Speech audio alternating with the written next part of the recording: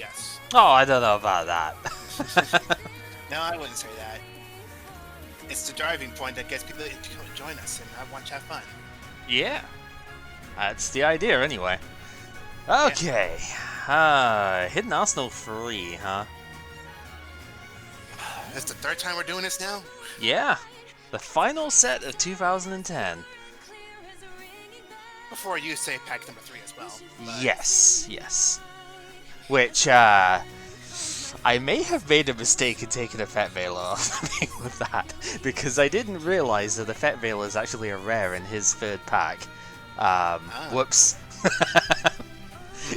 Well, the more you know. Yeah, that was a mistake. I should have taken Solemn Warning as well, but I didn't know, and I didn't look it up properly beforehand. I know Vet Veilers had like a ton of reprints, but I didn't think it was that soon and that low rarity. So, oops. But whatever, it's fine. Well, now you are able to trade it for a rare. Yeah, that's totally the way. Yeah. No, it's fine. Yeah. It's not really a big deal. I mean, I've got Veiler for now, which is good. It's a good card now, but Yeah. it's just a bit of a shame that it comes in so quickly as the next thing. It's such a low rarity too. I think I did that with Stardust as well, because that was a super rare in his first pack, and I just took it straight away after Duelist Genesis was so bad for me.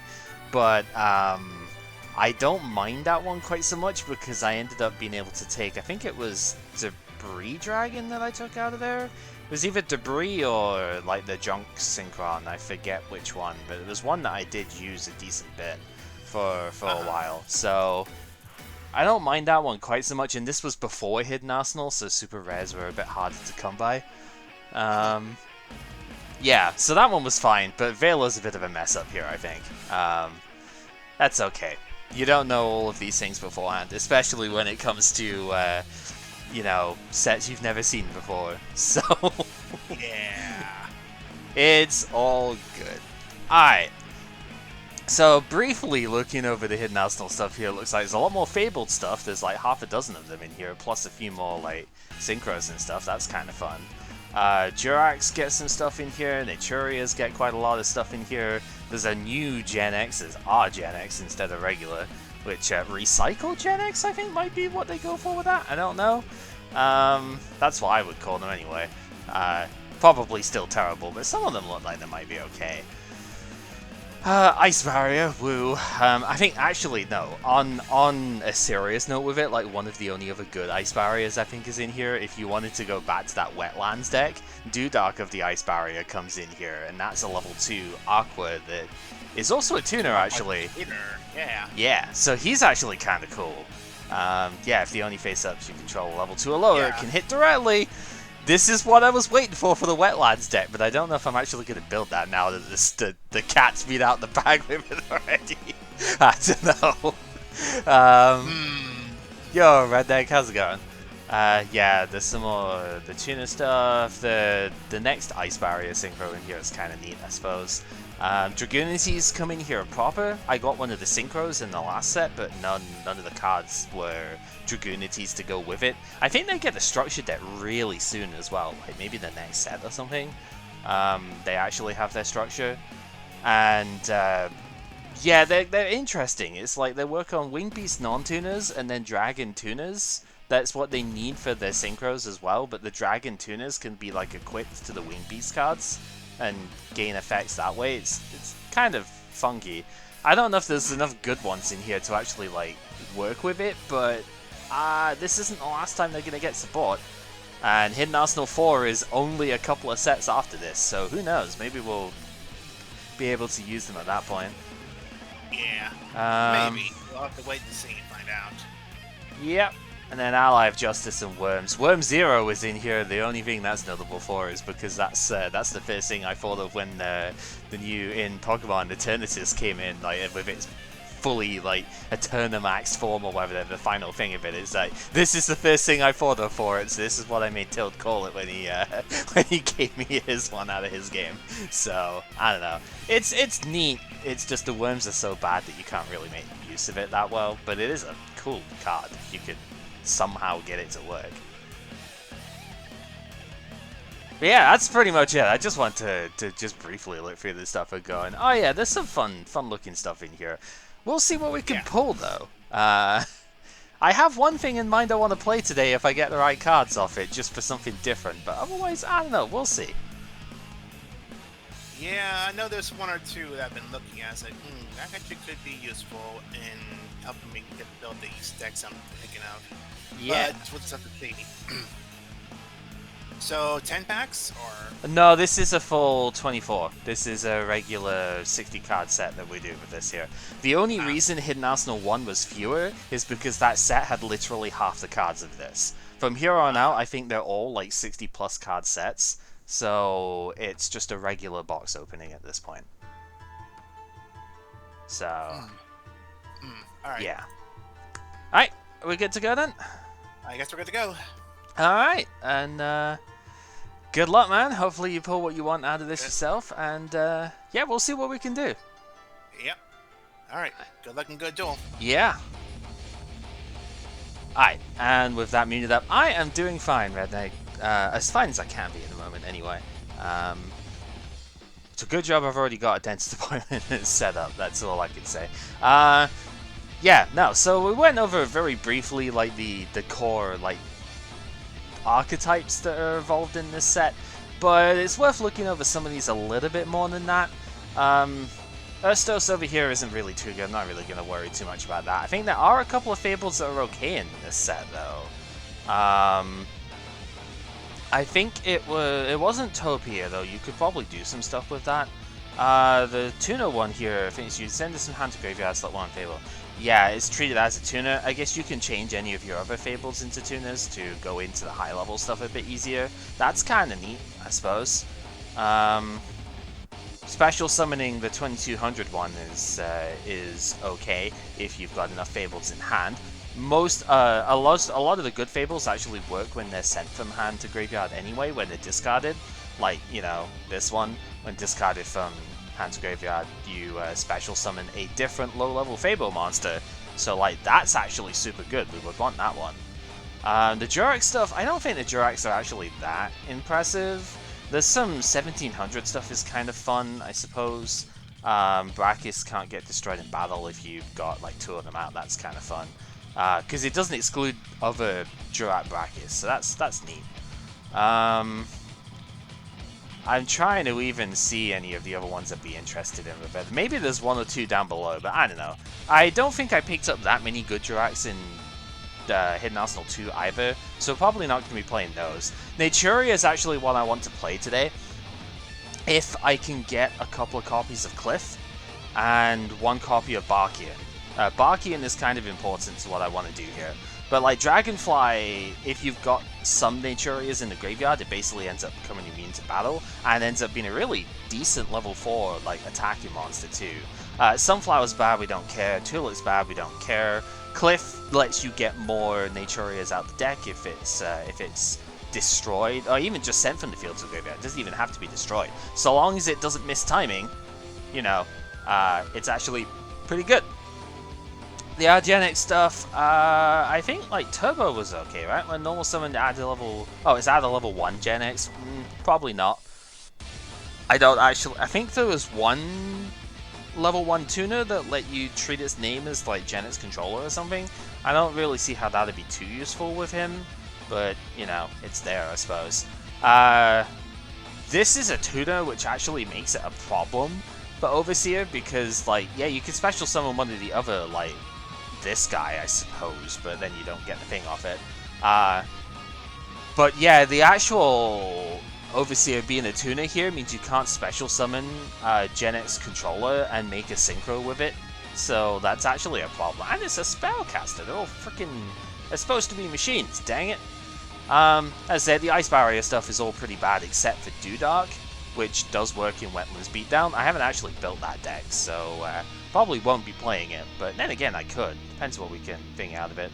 The Worms I'm not really going to say much about because they're all pretty garbage, to be totally honest with you, with a couple of exceptions that I think we get at the end of this set, which we'll go over because they work specifically together. Fable Leviathan's just a bit too expensive to make, otherwise it is actually really good, although it can miss timing, which is a dumb thing, but hey, 3k, it's level 10 is a bit hard to do, considering the Fable tuners we have at the moment are like level 2. That's pretty hard to make, but, you know, good card advantage to get it back, it's just, yeah, impractical. Drak guy is terrible, we don't care about that. The Locomotion Argenix is actually really good, it's just how are you going to make a level 9 when your Genix tuner is like level 3? That's really hard to do. But it does permanently take control of the strongest or highest level monster the opponent's got, so that's good. But Naturia, Barkian, and Gungnir actually, I need one of each of both of these. This guy for the future, Barkian for just now. So Barkian's got the same general thing as Naturia Beast, it's landlocked into Earths, except it's level 6 with 2500 attack instead of 22, and you banish 2 cards in the graveyard to negate traps instead of spell cards. This has a problem in the sense that you can't negate counter traps with this because they're too fast for it, but it does stop Mirror Force, Bottomless Trap Hole, Torrential Tribute, even that anti-magic prison thingy that he was using. So yeah, this is really, really good still. It's just not as infinite as Beast, but it's also a bit stronger, so potentially easier to go into. Gungnir, again, is mostly because it's water, actually, is why I'll need it for later on. But it does let you convert hand cards into destructions on the field. It can turn anything into... I don't even think there is an equivalent for it. Because I was going to say, like, MST or Smash and Ground or something, but they don't really do that. Like, it is a 1-for-1 still, but you can target any card, so... Yeah, it's kind of good, especially with Sinister Serpent in my decks, potentially. I could get an easy 1 discard per turn on this thing.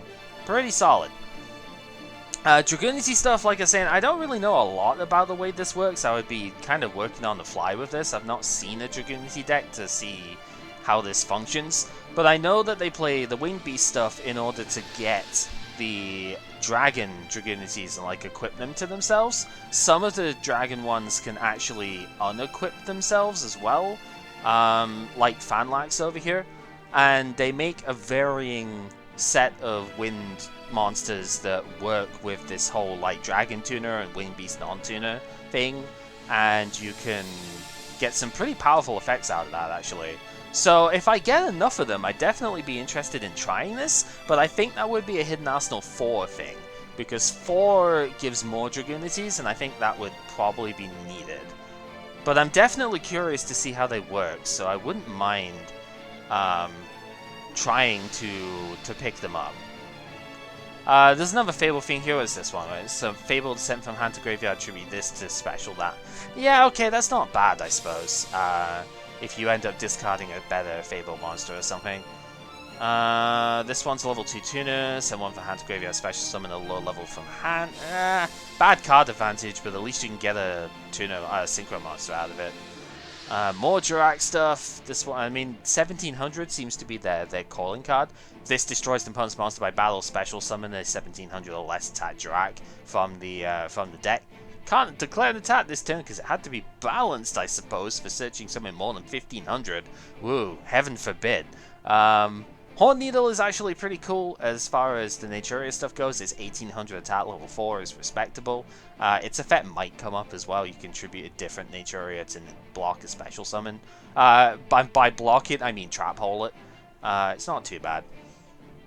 I think this was one of the Gen X I was looking at. It's actually decent. When one's added from deck to hand, you can reveal it and special it instead. This guy's actually not awful. But it needs to combine with the other Gen X cards, so like good luck getting out, I suppose. But like it's honestly not that bad. So that could be fun. What is this one? Face up on the field, is destroy, set to graveyard, set 2 Gen X on your graveyard, return to deck. Yeah, fair enough, I suppose. It is 1800 level 4, I guess that's a reasonable enough thing to go with. Quarantine was actually okay, because neither player can special summon lights at 1700.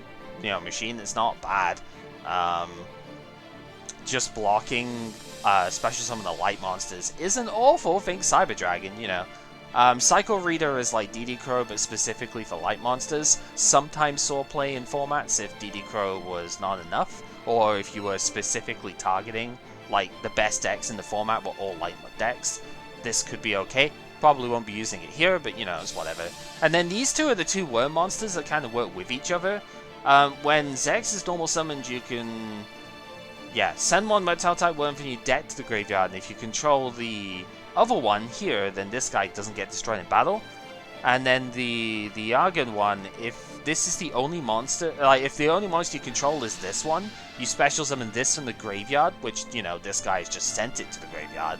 Face down defense, and if you do, it gets banished when it leaves the field, it's fine. If this card gets flipped up, you bounce the monster to the hand. You know, that's neat. These two actually synergize with each other, and if the rest of the worm archetype was like this, probably wouldn't have viewed them so harshly. I think it's actually alright. There is one Dragunity Synchro in this set. It is a level 6, like the one that I already have.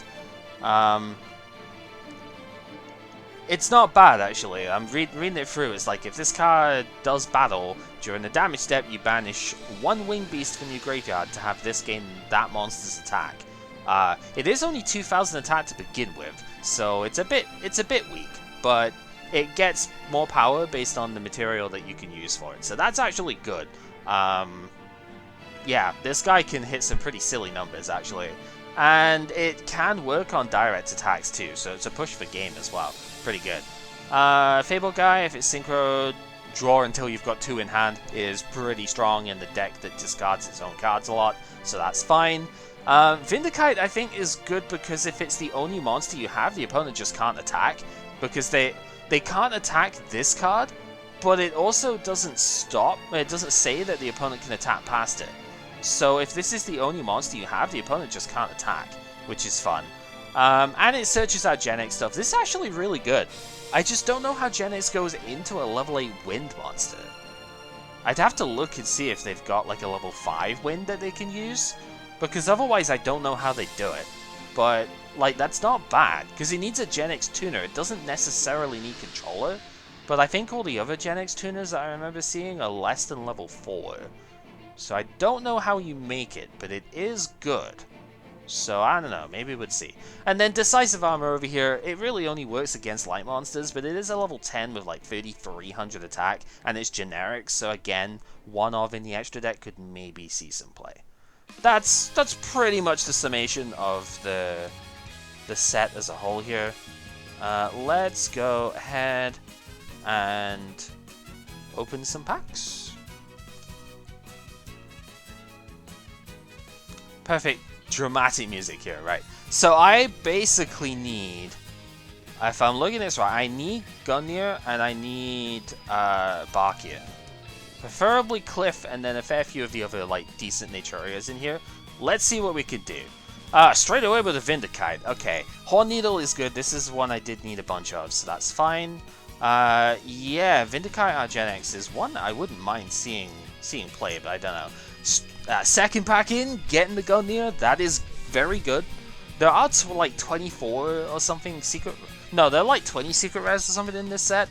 We're only opening 24 packs, so you know you get one secret per thing. So it's not guaranteed that I'm actually going to get what I want out of this anymore, which is interesting. There is a Dewdark. Dewdark again. If I want to play the Wetlands deck, I guess that would be something. I'll have to construct that from scratch, because I do not have a Wetlands like built at all right now, but it is possible. What else we got? A second Gungnir. I don't really need 2, but that's fine. I do get a Dragunity card in here, which is good. Another Horn Needle. That's perfect. Naturia Cliff and Dragonfly. That's really nice. Cliff is what I have got 1 in my deck at the moment that I'm planning for today, but if I can get more of it, I will definitely play it. It's very good. Yeah, Dragonfly I've got like 2 of in there, so would want more of that. Decisive Armor is fine. There's another one of the Dragunities here. I'll have to read through the Dragunities that we get and see exactly how they like work with each other in this set. But yeah, Phanlax I know is one of the good ones though, because this can special itself if it's equipped, and then you can use it for synchros. So this one I know I would need at least like 1 or 2 of. Third Horn Needle as well, really good. I did put 3 of those in the deck that I want to play today. And hey, we get the Dragunity Synchro too. Maybe I do just try and play these if I get enough copies of stuff. Like, we got one of this, I've got one of the previous Synchro that can like double its original attack or something, which is kind of fun. Yeah, maybe I do just try and build it. Second Nature Cliff is kind of making me go the other way, though. I really do want that. Legionnaire Darkspear, these can actually make the level 6s by themselves as well. You either want like a 3 and 3 or a 4 and 2, I think, is the way to do it. So, it's not too bad. The Fable Guide, this one sends 2 Fables from the hand to the graveyard to like special itself or something. Again, if you've got enough of them, it's not bad. We'll get some decent ones next time around for that. Another Vindicate, it's whatever. I need Barkian. That is the main one we're looking at. We are now halfway through. Haven't picked up the Barkian yet, which is a little bit concerning. But, I mean, if I don't get it now, I'll just trade for it afterwards. But I really want to pick it up. There's Worm Zero. Does a bunch of different things if you confuse it with lots of different worm monsters. But, like, good luck with that. They don't really swarm very well. So, that ain't happening. Second Dragonfly is good, though. They pick up... Hey, Dragunity Ducks. Okay, so more of the Dragunity stuff. This one's a level 4, so that works with the level 2 that we picked up before. So that's fun. Ice Barrier General Guy, don't really care. Alright, 9 packs left. Let's see what else we can do. This is another Drat card. I think I might have like 2 of this by now. It's not even enough for the things. Another Horn Needle, which is an excess. Fabled Leviathan would be good if I could actually play that sort of thing. Unfortunately, not likely. Yeah, okay. 6 packs left to go. We need that Barkian. Another Dragunity Ducks, okay. Again, if I want to play the Dragunities, I do need those, so that's not bad. The Fable, this one actually, like, special summons a different one if it gets discarded, I think. That's actually a good pickup. Again, potential for the future, but we'll see. The General's not what I need. We're not getting excess surpluses here either, which is kind of annoying. Second one of her. There's one of the level 1 Dragunity. I think I've not seen that one yet, so reasonable enough, I suppose. Worm Victory's not going to cut it. Last pack? Barkian? No, Gungnir, which I have now a playset, but not an excess. That's a little annoying. I am going to trade for it afterwards, but it means I don't have access to Barkian for the duels, so that sucks. Otherwise, this looked pretty solid, though. I did get a bunch of the... I did get a bunch of Dragunities, which seems pretty good. Let's go back in full screen. I'm going to go through. I did get 1 Decisive Armor, too. I only really need the 1, so that's fine. Yeah, let's filter out the first edition stuff here, as I usually do. More than a playset of that, which is good. So, Dragunities. Let's see what we picked up. Got playset of Dartspear, 2 Ducks, 1 of the Synchro, 4 Legionnaire. Only 1 Phanlax seems a little bit off. I think if you can get it from the graveyard enough, though, it's probably fine. 1 Tribus, which is the level 1 dude. Okay, so I'll have to read and see. I think, can Ducks might be able to res from the graveyard. Yeah, when this card is normal summon, target 1 level 3 or lower Dragon Dragunity in your graveyard and equip it. So you use this to equip the Phanlax, the level 2 one, and then Phanlax can special summon itself from the equip state, and then you Synchro to 6. That's the idea with that. So, okay, getting 2 copies of that would help to make that deck a reality. So, okay, that's reasonable. Let's have a look at the other one just whilst I'm here. So, Legionnaire, when it's normal, target level 3... Oh, you can also do the same thing with this one too. Okay, and then send 1 to destroy a card. Okay, so you can equip the tuner from the graveyard, and then use it as material to destroy a card on the field or face-up monster, which is decent. Or you could special it out and get a level 5, which I actually will have access to. I have not shown my trades yet because I've not actually done them. But yeah, I will actually have access to a level 5 Synchro that I could play with that. So okay, that's fine. Only having 1 copy of this is a bit of a problem though, because like, you've got to search it out the deck, right? What does Dartspear do again? Because this is the level 3 one. Once per turn, tribute 1 dragon, Dragunity, select level 4 wing beast in your grave. Okay. So this is if you've got an excess of dragons, you can special out a winged beast from the graveyard using this one. Not as impressive, but still fine, I suppose. I think the problem that I'm seeing with the Dragunity stuff, like right now, is that they kind of don't... They're not union monsters, right? So they don't actually have the ability to... Other than Phanlax, they don't have the ability to get themselves away from the spell trap zone. So I'm not really sure exactly how you do that right now. But... Because this one will just mill one for the deck. This is how I would get Phanlax out if I had more than one copy of this card. Then again, it is only level 1. It's only 500 attack, so maybe I don't even want to... Yeah, it does work on special as well, though. Huh. So I suppose what you could do if you needed to is you could use Dark Spear here, tribute it to special Tribus, and then Tribus could mill Thingy out. Yo, Ranko, thanks to the host. And then, yeah, Tribus could mill Phanlax, and you could work that way. I don't know if that's actually good, but that's just what I am immediately noticing here. Okay. Well, I did get 2 copies of the Fable, one of the other good Fables here as well. Yo. So that's cool. I'm okay. About as okay as I can be at the moment. We'll hope... Oh. Especially if it's going to start raining. Yeah, we'll need to get my teeth fixed up on Thursday, but we've got an appointment for that, so it's fine. It's just, yeah, it's a little bit annoying at the moment. I did get 2 copies of Naturia Cliff. I think we are going to still play Naturia this round. It's just annoying that I don't have Barkian, because I really was hoping to get that one. That's the only card that I missed that I actually think that I really want here. So, gonna have to just work around that for this particular round, but it's okay. Post this one, I can do the single set trade for it. So that is what we shall do. So right now I'm just filtering, as I usually do, just filtering through. I did get this, the Argenix is something, like the Vindicate is something I really want to try. I just don't know how on earth you summon that right now.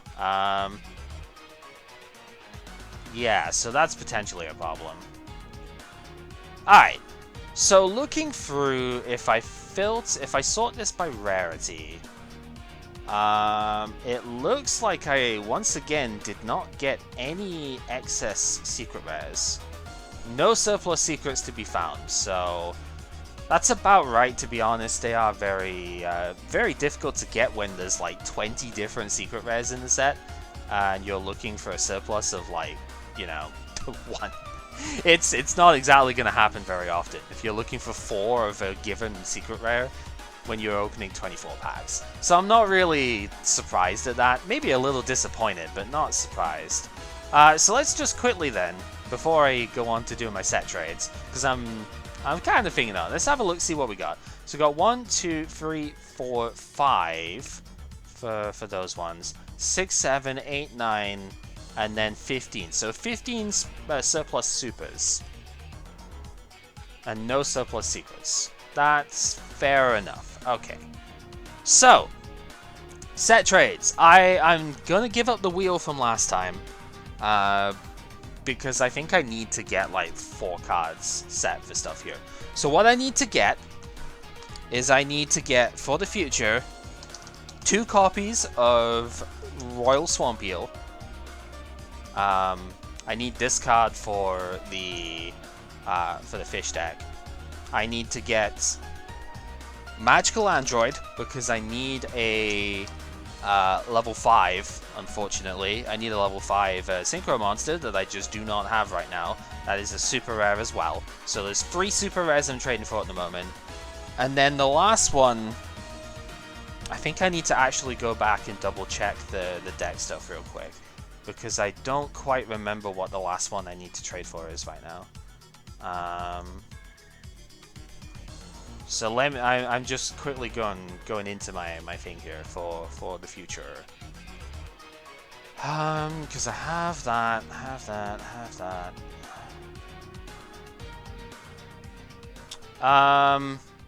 Shooting Star Dragon, I think, is the one that I need to get. Which Shooting Star Dragon is a promo card as well as being in the previous set. Let me just double check what rarity it actually is though, before I start going in.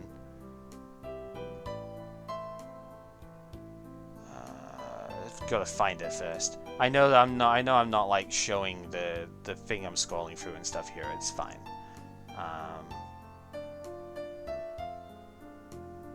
Is it in the tins? It's in the tins. Okay.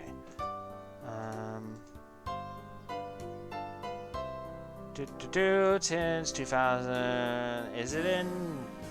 I actually just need to double check. Okay, it's a secret rare, so we will have to trade full in for that, but that is fine. Okay.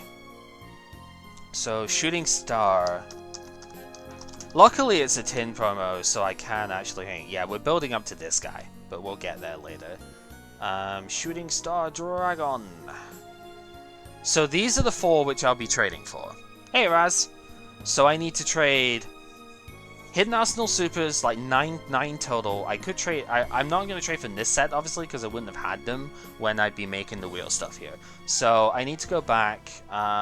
Hidden Arsenal 2 is still in here. Let's sort by quantity. Maybe I've got enough of them that way. Super rare. Yeah, I've got like 6 of him, so that is 1 super rare trade. 4, so I need 1, 2, 3. That is 2 super rare trades. Do I still have enough otherwise? I think almost. So we need 1, 2. That is all of my Hidden Arsenal 2 ones now. So now we need to go in and go here. Search out here. So 1, 2, and 3. I actually don't have many left at this point, but that's fine because we just got a new influx. So that is trading for all of the super rares that I've just picked up.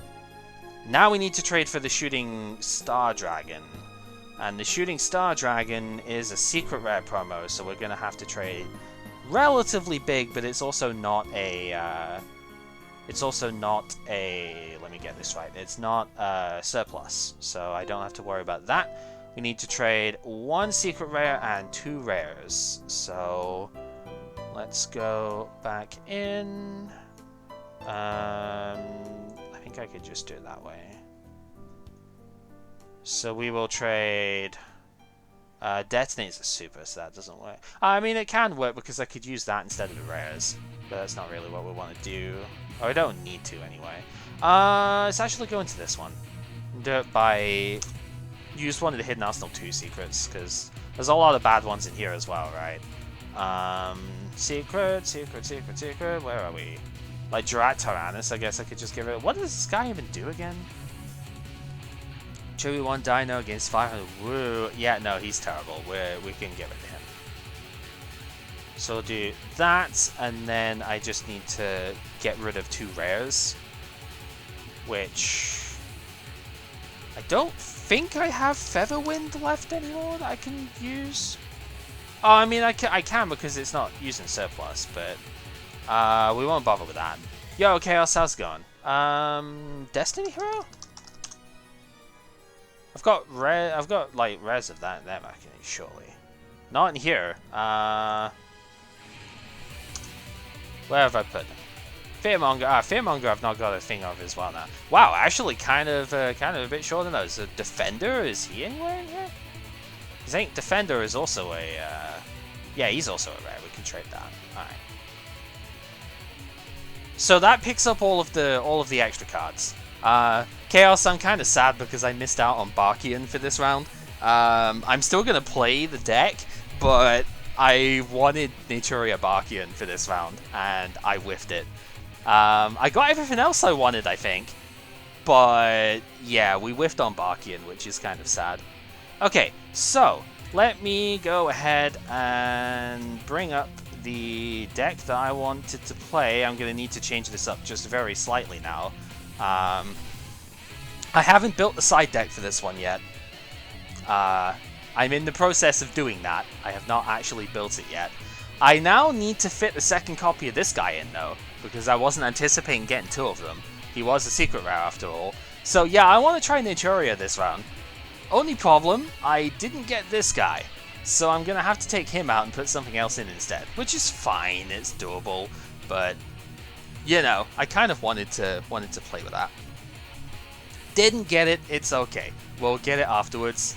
And, yeah, we are going to be able to at least fit in Naturia Cliff number 2.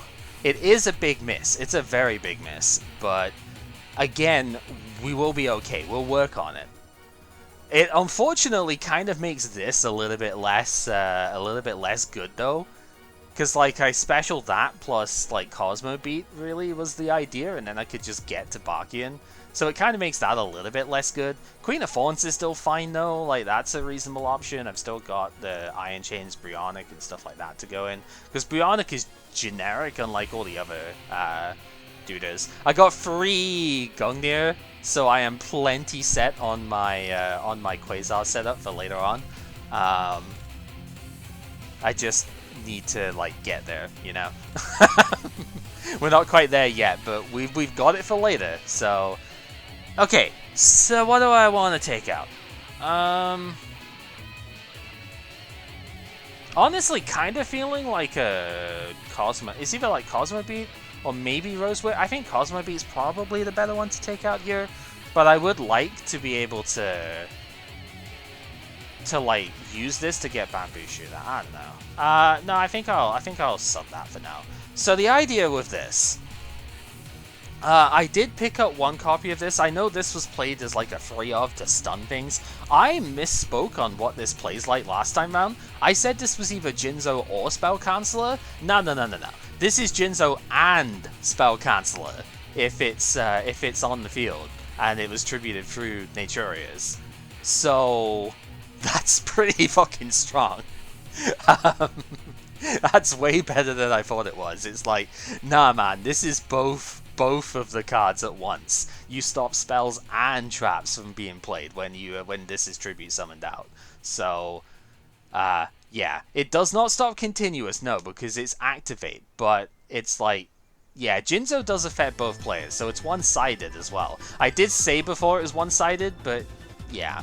Existing stuff could be a pain, but how many things does Kip playing that actually just, like, are continuous? Basically 0. So I don't think there's really much of an issue about existing things being a threat here. Imperial Order is like the only one, yeah. I wouldn't say decent stats, it's level 5, so 2k is pretty bad. Cyber Dragon can still get over it, for example. But yeah, this guy was a free of before, but I obviously only have the 1. It was an ultra rare, so you know, I'm lucky to even have one. But the idea was that I wanted to kind of go synchro summoning, but also have the option of like locking down some stuff here. So I figured we've got Naturia Pumpkin, if it gets normal summon, can special another Naturia out. I was initially going to play Stag Beetle. I don't think Stag Beetle's that good. I might still try it and like side it out if it ends up being terrible, because it can get special by Gigaplant too. Which I only have 1 copy of. This, like, this is my plant thing here. So I'm like, yeah, I don't know. Yeah, I realized, like, the decks at the time play, like, Burden of the Mighty and Naturia Fruit Fly to debuff the opponents. I don't have Burden, because that's a structure deck card. And I don't think Fruit Fly is worth it on its own. So I'm not going to play that. But I do realize that was what was played at the time. I have looked a little bit into this stuff. So yeah, we're just going to make do with what we got. So we got the 2 Giant Rat, which can search out a lot of the Naturia cards. We've got Naturia Cliff is the other thing that can search things out here. If it gets sent from field to graveyard and it doesn't miss timing, so don't tribute or synchro for it, you get to special a low-level Naturia from the deck. This doesn't actually need to be 1500 attack or less, it's just a level part. So this actually works with Naturia Horn Needle as well. which I'm mostly playing because it's 1800 and we don't have Mantis until the next Hidden Arsenal, but like it's not bad. Its effect is kind of whatever, but it's 1800, it's searchable, it's summonable reasonably enough, it's a decent enough card. So that's going to be fine. We have the 1 shoot, obviously, because we want to try and tribute summon this at some point. 2 Cosmo Beat is the level 2 tuner here. You can obviously special this with Pumpkin, but you could also normal summon special this when the opponent like sets on their turn 1. And that can also be quite detrimental for them. You get stuff out before it even like goes into play here.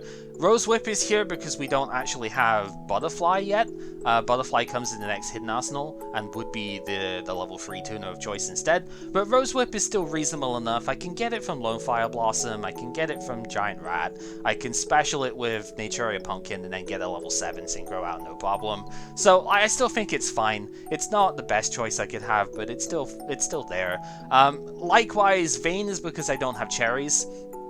Cherries was a super rare from the previous set. We didn't pull any of it, but like it was a super rare, I wasn't expecting it. I only have 1 copy of Vayne in the first place, so even if I wanted to play more, I can't. But this is basically here to make Naturia Beast off of Pumpkin here. That plus Glow Up Bulb is the other way to reliably make Pumpkin in this deck. Dragonfly is something which is going to be kind of cool for this the setup at the moment, though, I think. It is only 1200 to begin with, but it's hard to kill by like strong monsters, and the more Naturias you put in the graveyard, it gets to the point, like with 4 Naturia in grave, this thing can't end up being killed by battle. And is a really good, just like normal summon or summon off of Giant Rat or like Gigaplant, right? So it's kind of neat. Like you can get this off of Rat because it's 1200 in the deck. So you know, search it out. It ends up being like what 2000, 2400 or something on the field, and the opponent just has a hard time killing it. You know. And you could also then just tribute it off a Bamboo Shoot too. It's fun. So there's a decent bit of synergy within most of the stuff here. The only outliers, I've got 2 copies of Lone Fire Blossom. I actually only pulled 2, but it was a rare, so yeah, whatever. This is fine. And then Glow Up Bulb is also pretty reasonable because it's a freaking Glow Up Bulb. I mean, of course it's going to be good. But yeah, I picked this up as the trade from the previous set, and that was my last Ultra Rare to trade for. It's really good. It's going to be more powerful later on, but it is still very strong even right now.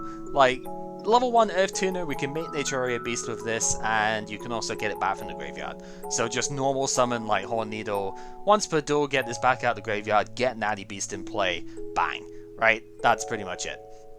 As far as the spell trap stuff goes, I probably need a little bit more disruption trap stuff in here. It's weird as it is to say, I might take Painful Choice and like Avarice out here. I was thinking that if I'm going to be putting a lot of stuff in the grave of like Lone Fires and, you know, things like that, then I might want to use Avarice, but these probably should get cut. But for now, usual, Dark Hole. Giant Trunade was here because of the recursive nature of like Fiendish Chain and Call for Haunted. If the monster doesn't get destroyed, these don't stay. These stay on the field, so I could Trunade them back in. But these are also just generically really good cards in general that I could run with here. One thing I need to add to this deck actually is a Fet Veiler. I haven't got that in yet. I do not currently have Dandelion, and I do not have any way of actually getting Dandelion right now. I do not have enough trades to get Dandy, so... because of the marking and stuff last time, I don't have the trades for Dandelion. Yeah, so there's that.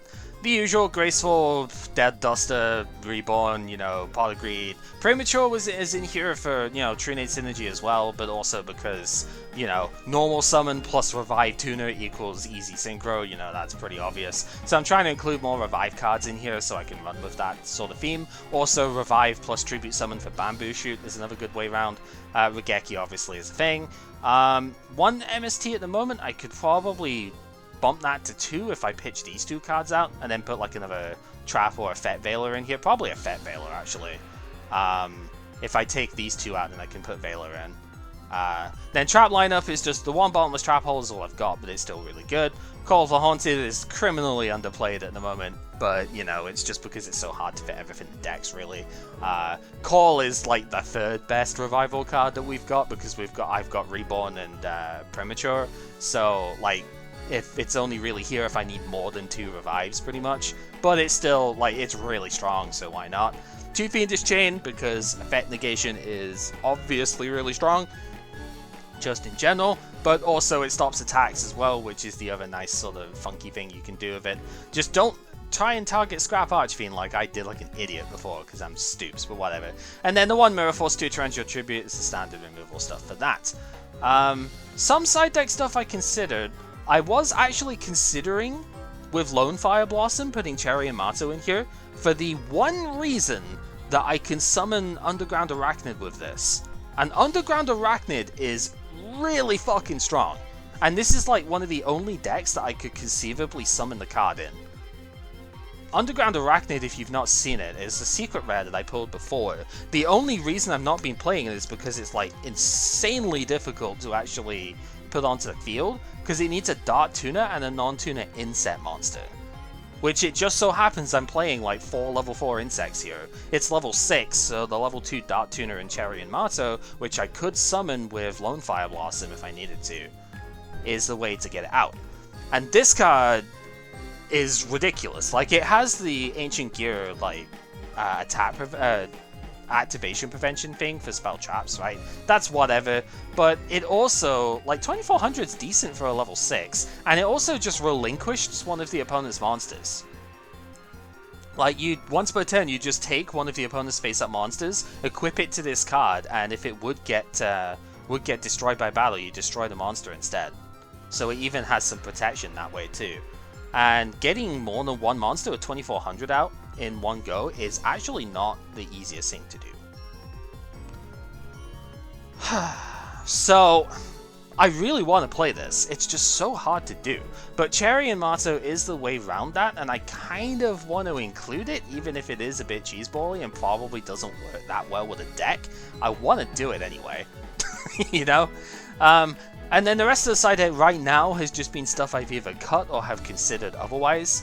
The main thing is Exterior's Fang. I pulled 2 copies of this. It's unfortunate that it's a common and I only got 2.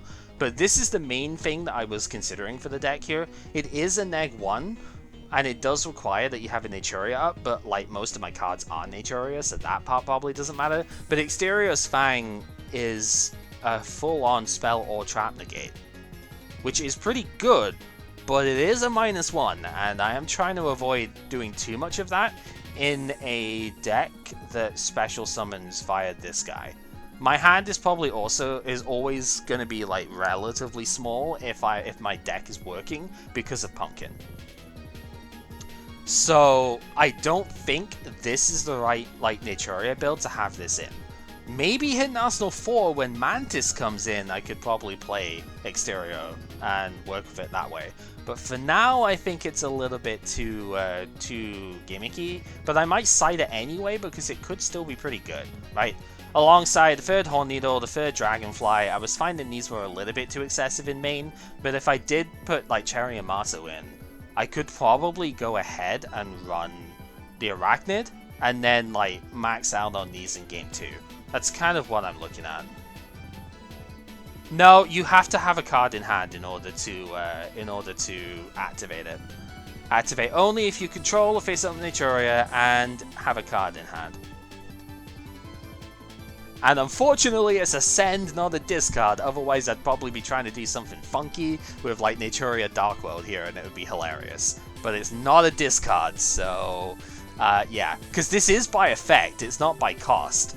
But yeah, it's a send, so we can't do that.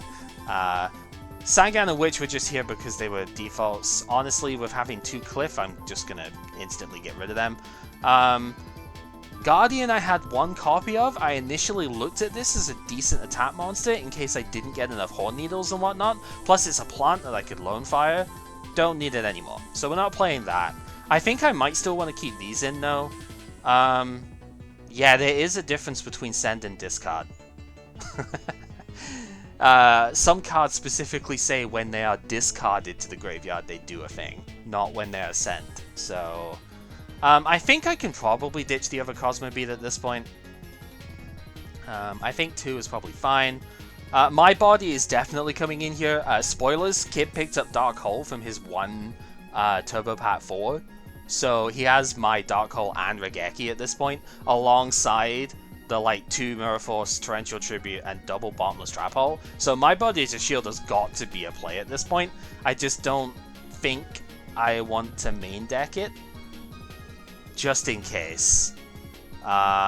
Just in case he's not like playing all of the traps.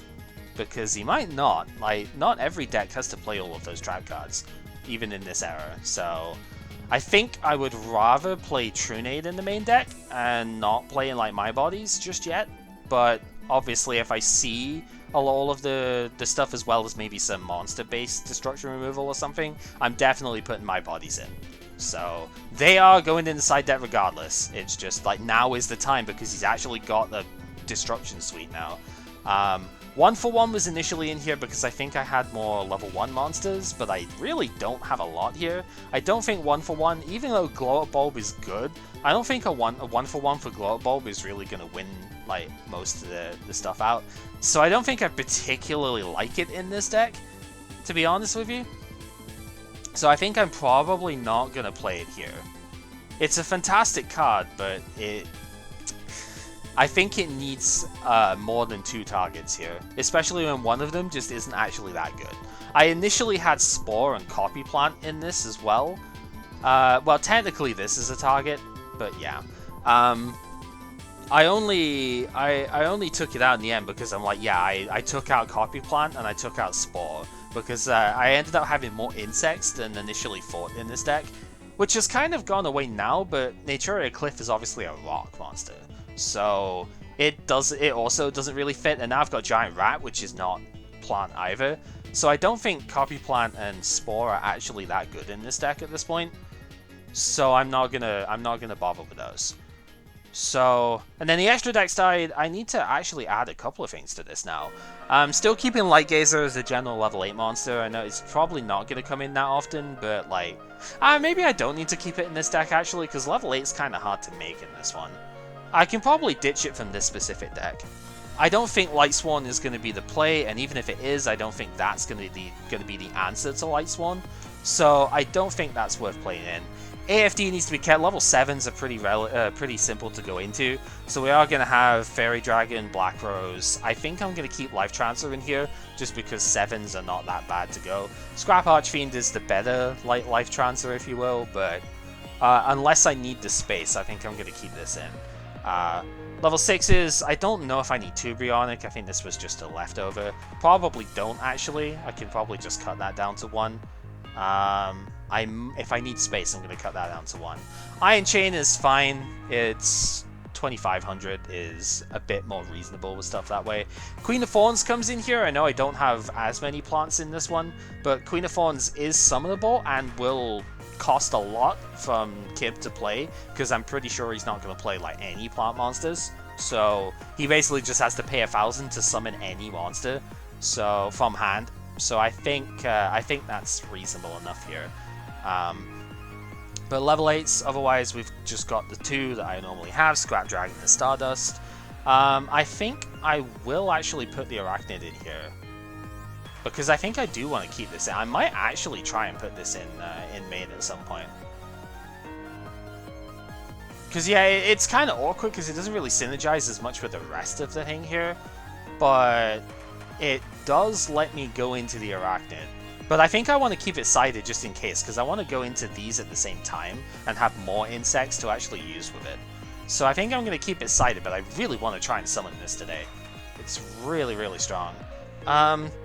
Yeah, we didn't get Barkium, but I did get Decisive Armor, which I am going to put, I've got 1 copy of it. I am going to put this in. Yeah, I don't have E-Telly and I don't have Plague Spreader.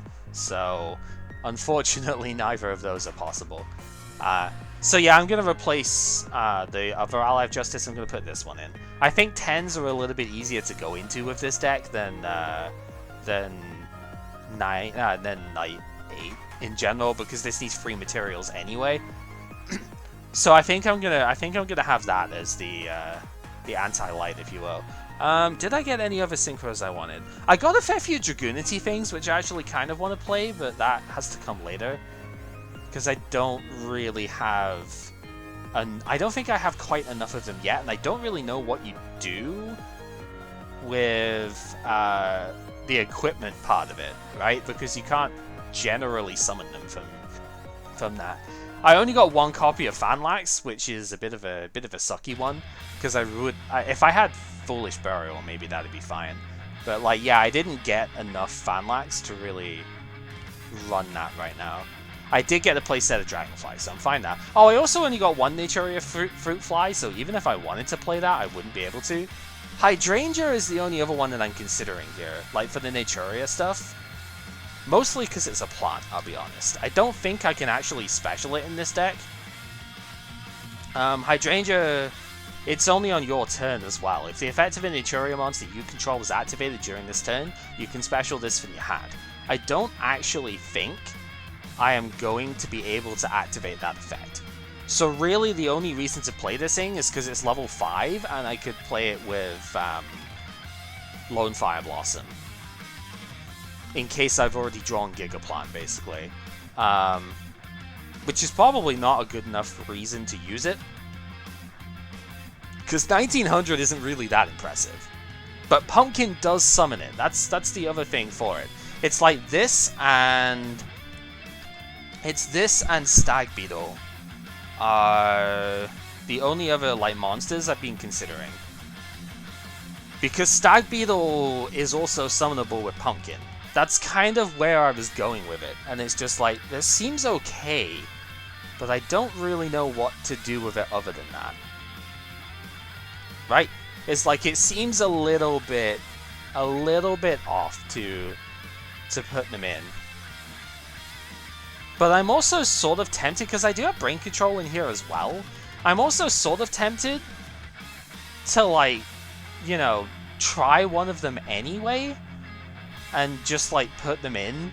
Because I do at least have a Brain Control in here to play with that. But I think maybe what I should do...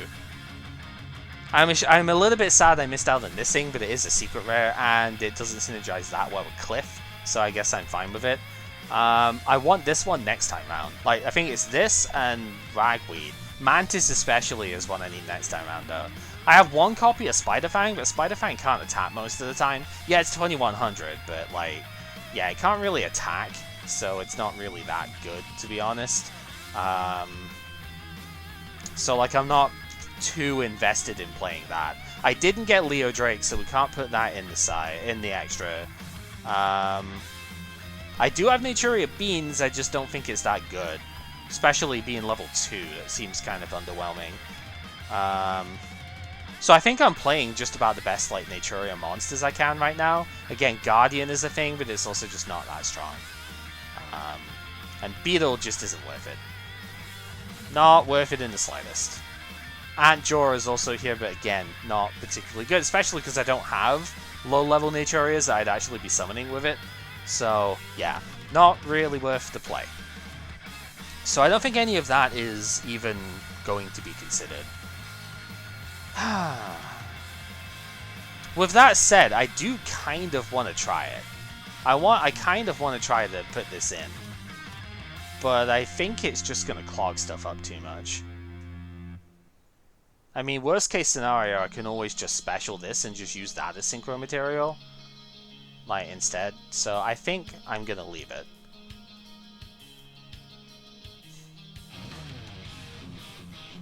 So that just then leaves the question of what are we actually going to put in the side deck here. To which I need to go and take a look. I mean, I guess a Gozen match would be kind of funny if I had more than one. Actually, do I have more than one at this point? I don't remember if I saw... I don't remember if that came out as a... That might have been in one of the things. One of the... Oh, you know, Gigantus could actually be pretty good in here. Maybe that could come in. Gozen... No, I only have one Gozen match. Yeah, I know it's a rock, but like it's a special summon 1900 too. It's a special summon banish guy. Yeah, I think I kind of want to put that in the side here. It heavy storms if it's killed by battle, which is kind of whatever, but it's mostly because it's decent attack. It's level 4. I have a playset of it, so I'm not worried about that. I want to put another couple of tuners in here, so maybe Cosmo Beat actually does come back in here as a third copy for the side deck, because I kind of want a couple more, maybe a couple more tuners and like a couple of more brain control on the side to run through the stuff here. Oh! Instant Fusion. Yeah, even main deck I could main this. Instant Fusion. For Carbonala Warrior.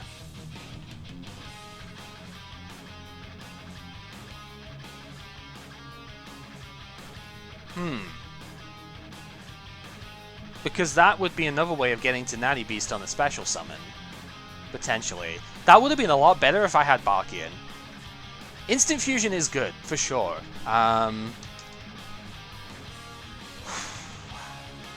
I think I'm going to take these out. Not Pot of Greed, Pot of Avarice. Avarice, I think, definitely comes out here. And then I need... Unfortunately, I didn't get Fusionist from Legend of Blue Eyes, which is a right shame, because that would have actually been kind of cool. Okay, let's take out the Bionic. Let's put you in. I don't need more than one target for Instant Fusion because I'm never going to actually play more than one. I guess I could put the level 5 in, but...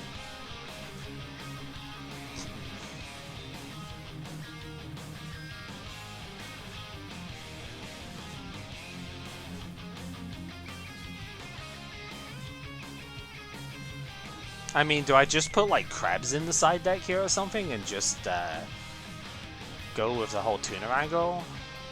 I think maybe.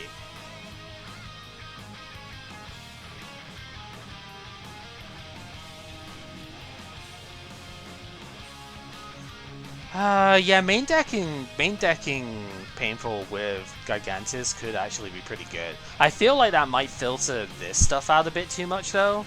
But I think I kind of want to just have like more tuners and maybe brain control. I have what? How many in main? I've got 1, 2, 3, 4, 5, 6. 6 tuners in main deck at this point. Because I did have the... So if I put like 2 more in... Yeah, that's probably the way to go. And then... Maybe I mean... Affect Veiler, right. I needed to put Veiler in. That's actually going main deck. Because Veiler I can just use. Magical Android I did just trade for too. I need to fit that in the extra. Iron Chain Dragon could probably come out for that. Or maybe it's better. Do I even have the opportunity to play 2 Natty Beasts? Probably not. Yeah, let's not. Yeah, I did set myself up with Magical Android for the future. So we'll put that in just to have a level 5 that I can play that isn't Natty Beast, because that's kind of hard to summon sometimes. Yeah, so I guess, like, at least 1 Krebs, right? I kind of want to keep the Amata just because you can summon it from Lone Fire, but I know Krebs is the better monster.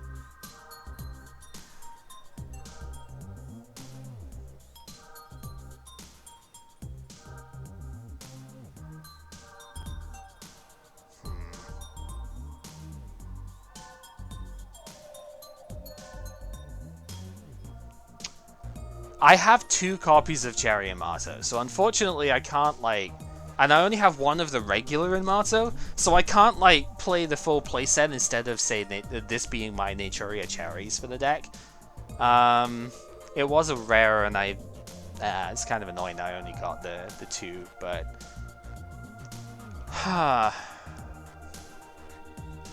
Because if I had the full playset, it probably wouldn't actually be the question here. I'd just, like, play free of it, right?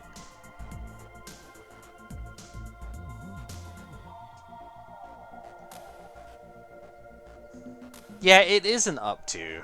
So the advantage of playing Cherry and Marto would be that I could, the second one is that I could special summon it if the first one got killed in battle.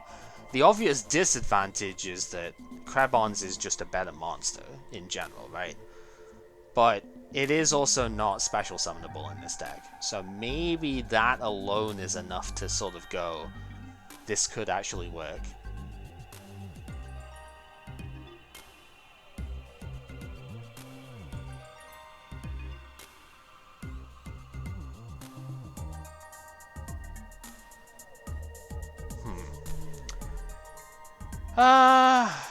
Yeah, you know what?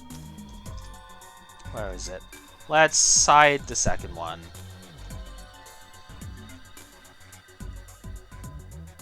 So then that's 3 tuners in the side at the moment, so I'd have 9 in total.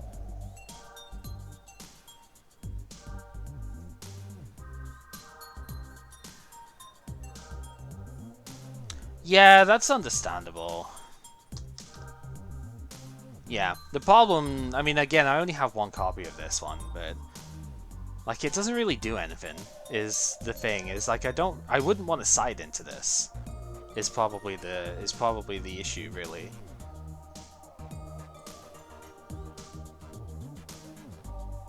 Also, his head is like literally through that bar right now. I know. Oh, the bar is broken, but still, like, that's nasty.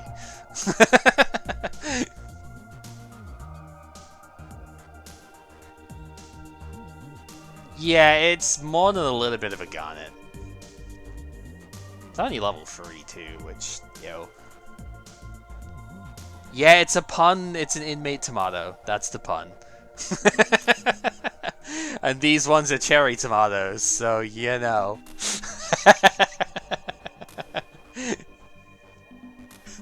The pun is bad, and they should feel bad. Damn right they should.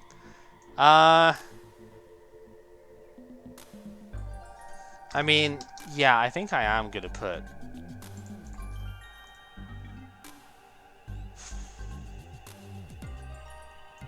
I guess this could probably get cut. I don't really know what the siding strategy is gonna be for this deck, but I'm sure I'll work out something. Yeah, exterior... The Fang can probably get cut.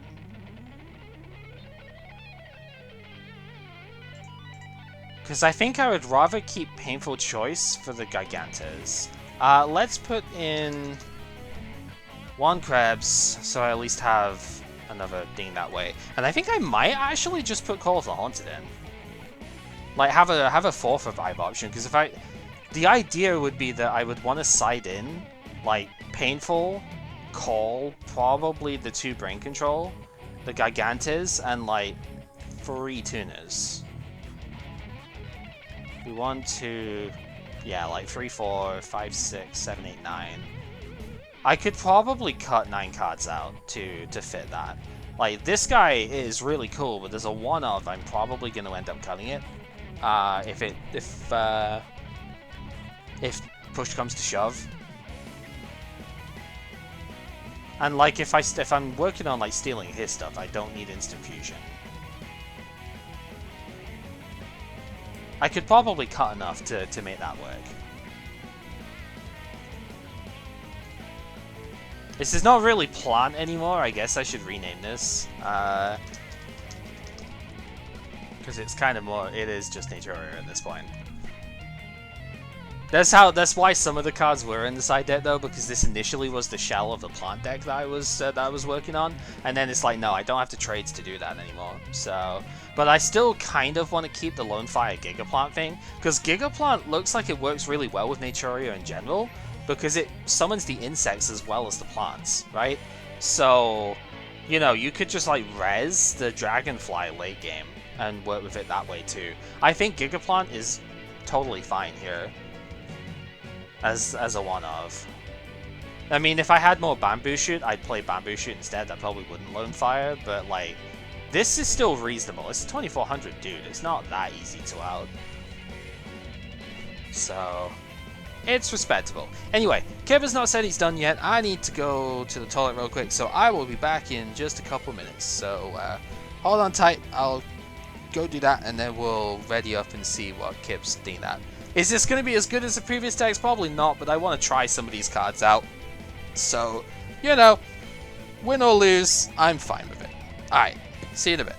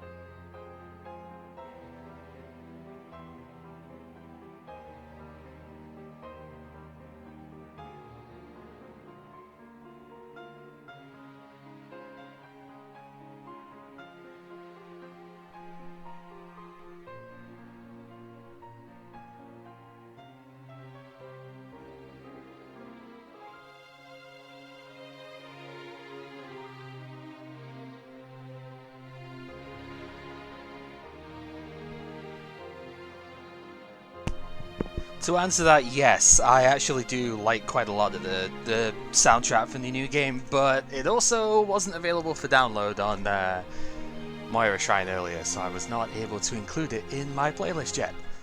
Which is a shame, because I really do quite like some of it. Alright, I have just seen the thing, which is convenient because I've just gone back, so... There we go. That's a bit better. That still sounded sickly. It did a little bit, yeah, but that's because I should have cleared my throat first. Yeah, no, it's fine. Yeah, I just actually kind of got back myself, so convenient on the timing there. Convenient. Alright, save. So let me stop the stream on my end and just save this. Yeah. Yep. And as you do that, saved up, we are going to switch to the proper thing here. And, I don't know how this one's gonna go, I'll be honest, but I am intrigued. I sadly missed one card that I was wanting, but we'll get that in the trade afterwards. But yeah, I don't think I got the cards I was specifically looking for, but this is going to be for an interesting pack. Or it's going to be interesting deck for sure. There are a few cards that I got which I am very interested to try out, but I think need like the other set of Hidden Arsenal, like the fourth one, the last of the 5Ds ones, before they're actually like properly good. But I think some of the other ones I picked up are gonna be kind of interesting to try out. So. Oh yeah, regardless of how they function, they're still all going to be very interesting to try out.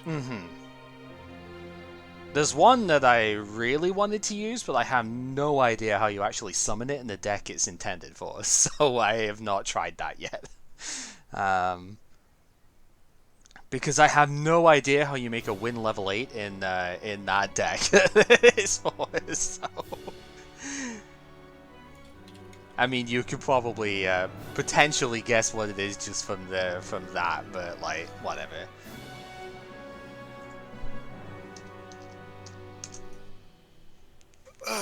Let's see what happens, though.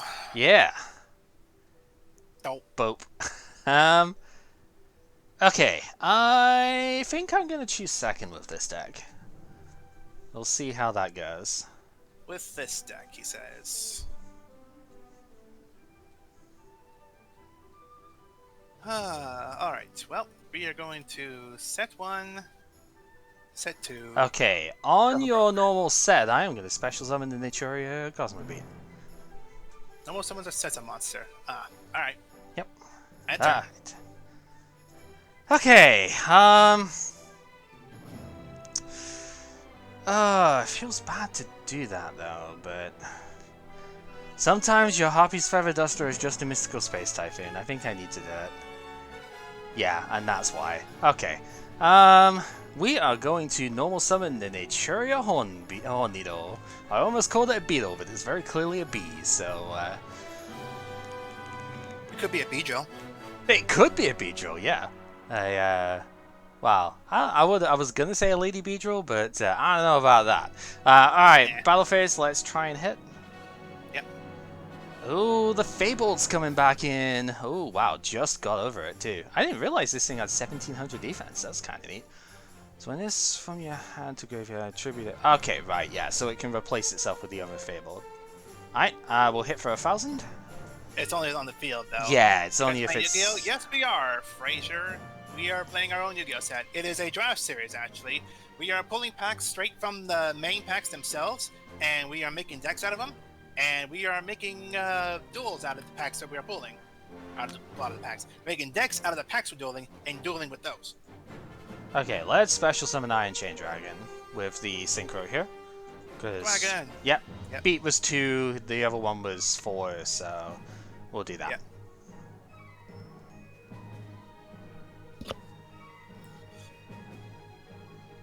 I thought you might try the Fableds again, actually, because I know you wanted to make them work last time round and probably just didn't have enough of the cards for it.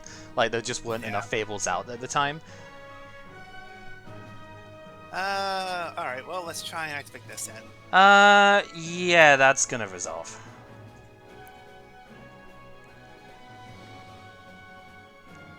Curse you, Iron Chain Dragon on the other side. on the other side, battle phase, he'll attack directly. Yeah, I think I'm gonna have to take it. So we will take the 25 and the mill free. Yeah, I did /. Okay. I didn't know if I'd actually pressed the key down a bit there. Yeah. Ooh, pretty decent ones going too. Yeah. Good ones are going. Yikes. Yep. Alright, so now he'll be tributed. Yep. To Noah Summon. Oh, wow, okay. That's very I'm interesting. Step 1, then end phase, I'll mill 3. Wow, okay. I will admit, this is not the way that I expected to see it played, but that is really cool. Okay. Well, let's see if we can get in with Lone Fire Blossom. Yeah, she's gonna have to go back out. Okay, so back into hand it goes, and you're good to go. Alright, at least it's compulse and not like, you know, Trap Hole wouldn't work on it, but like, at least it's compulse and not your second bottomless that I was dealing with there. Okay, so it is still only at 2k. That's fine.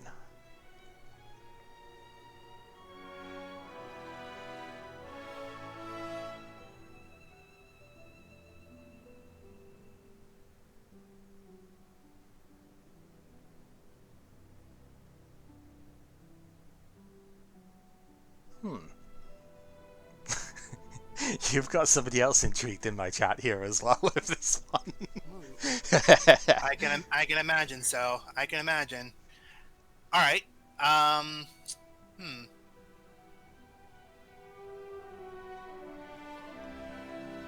Well, let's see how this works in. I'm going to normal summon Fable of Galabus. Okay. Discard once the graveyard such to destroy one fail. Okay, it's only my monsters that can destroy. Okay, Yep, that's fine. all your monsters. Yep. Uh-huh. Turn that down a bit because I think it's a bit loud. All right.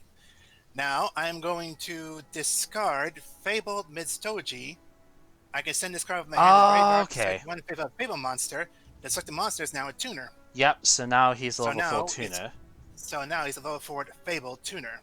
Uh-huh. So now I Synchro level 4 and level 6. For a 10? What on earth can you summon as a 10 with 1 and 1? Oh, yeah, okay. That would work. That would do it. Uh-huh. It's level 10, he's a 4 level 6. And it's a 1 and 1. Yeah, okay. Yep.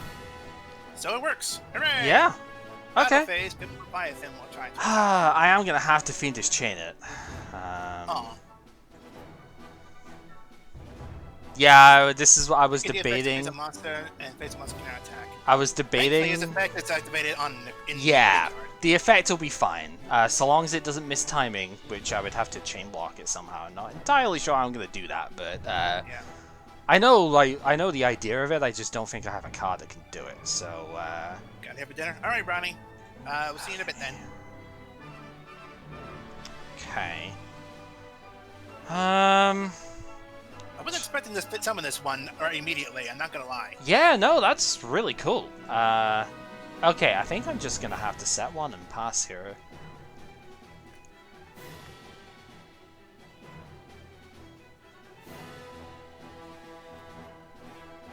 Every other, like, level 10, other than the Trident Dragon thing, like, every other level 10 we've had so far has been a free material monster, right? Yeah. So it's like, I was thinking, like, how on earth are you going to synchro into a level 10 here? And then it's like, oh, this thing's only a 2 material. That's, yeah, it is really cool. I like the idea of that.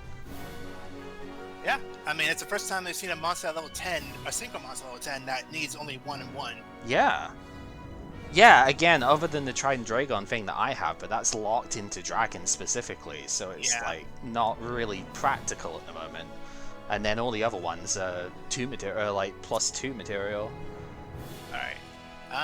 We're gonna have to get rid of Venus Chain though. Ooh. Yep.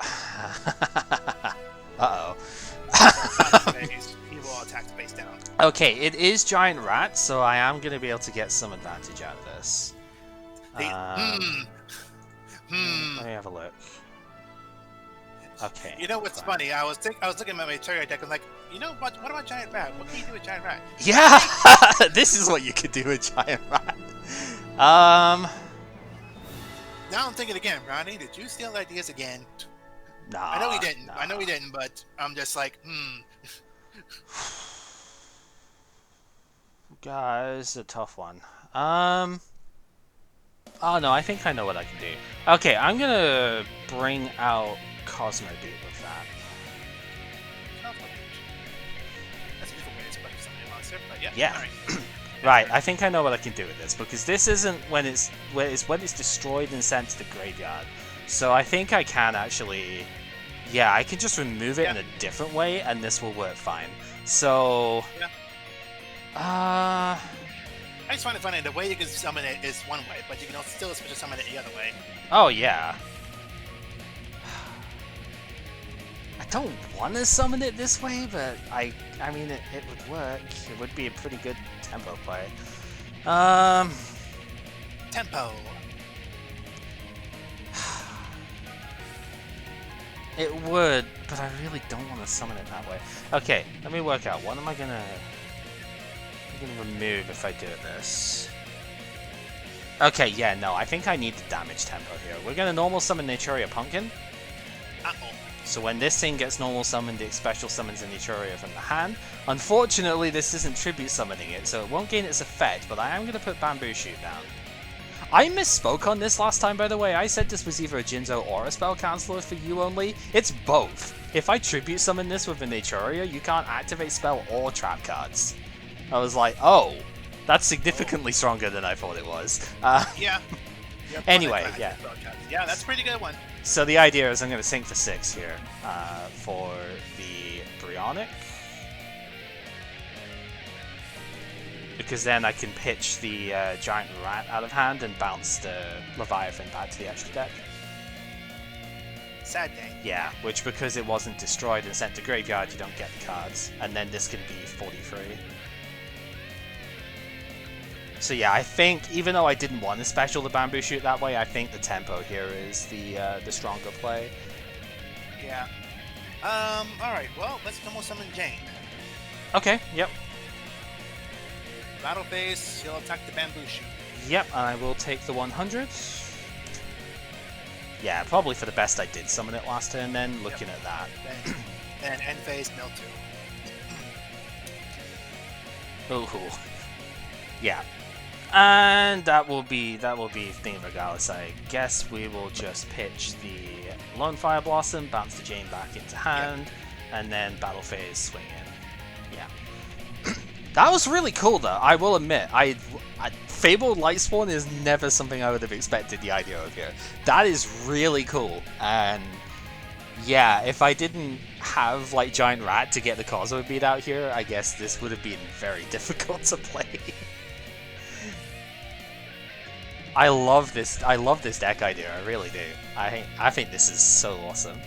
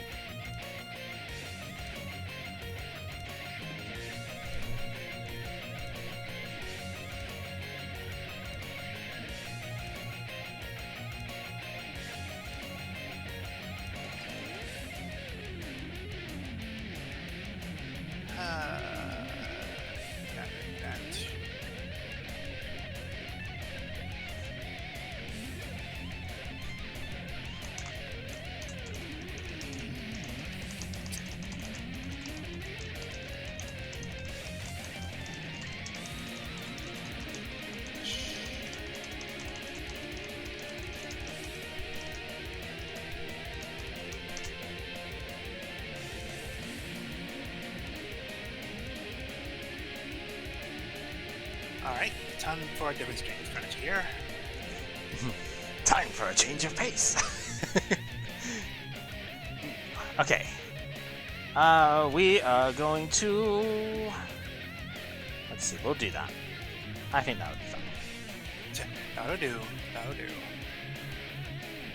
Right, yeah, there you go. Thank you, Raz. He just got, no way, I can't believe this. Glad that somebody got the reference I was going for there.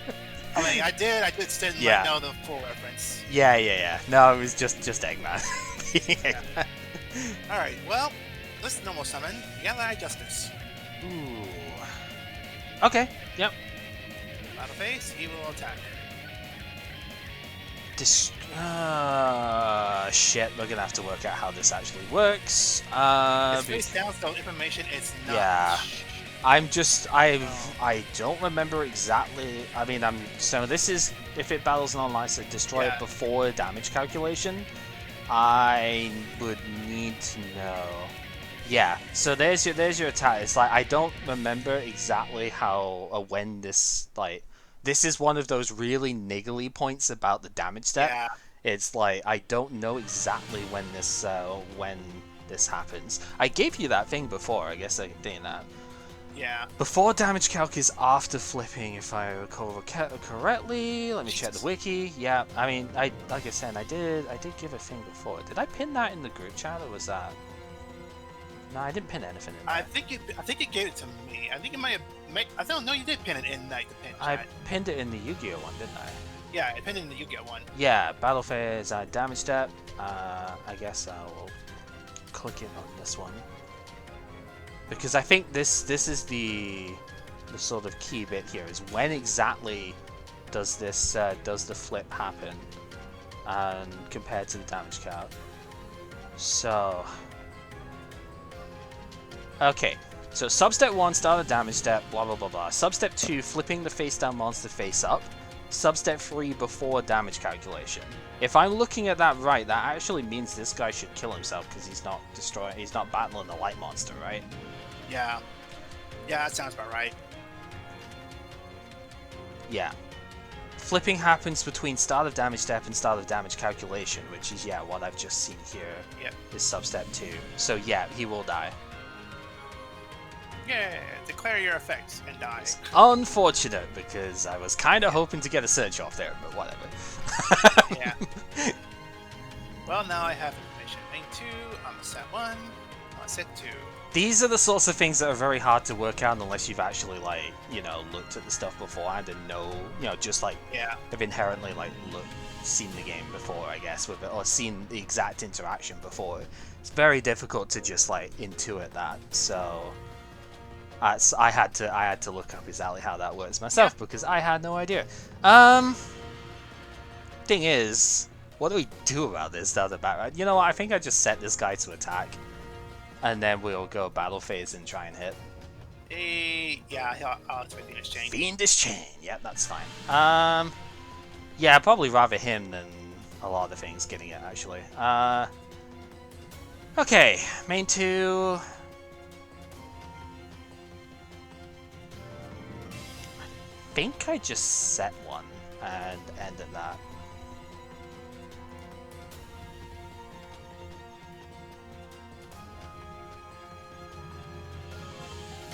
So ironically, if you buff that guy up enough, he's good against Light Swan, but yeah, really bad against everything else. Okay, so this guy, okay, right, he can recover himself if you discard a different Fable. Right, got it. Yeah, simple enough. Yep, and turn on that. Okay. Boop and boop. Alright, I think this should work. We're going to tribute Naturia Dragonfly to normal summon Bamboo Shoot. Bamboo Shoot! So while this card remains face up on the field, your opponent cannot activate spell or trap cards. If you can negate the summon, that's fine. But you can't bottomless this because it's already up on the field at that wouldn't point. Work on that, would it? Unfortunately not, because it's too slow. It's unsuccessful summon. So... yeah, if you had Solemn Warning, you would be able to negate it with that, because you're negating the summon. But once this thing is successfully on the field, you cannot activate spell or trap cards. So, alright. It's the same reason you can't trap Hola Jinzo, for example, because the effect is already blocking stuff at that point. Yeah. It does not negate the Fiendish Chain, however. But Fiendish Chain does not stop me switching to defense, so I guess I'm going to do that. And I always thought it did because it's the same sort of idea as like Shadow Spell, Spellbinding Circle, stuff like that. But no, it doesn't stop you changing battle position. I was like, what? No. It's weird. Alright, Shoot can attack. Main 2, I am going to set 1. I'm going to keep this crisscross pattern going over here, and you are good to go.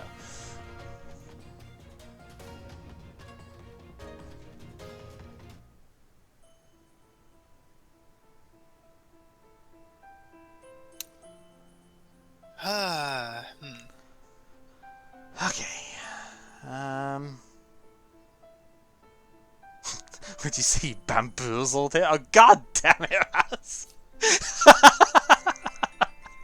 Oh, I hate you and love you at the same time with that one. Jeez. Yep. Alright, Rat 2. I think Shoot's gotta be the one who attacks here. Okay. And then Rat can hit.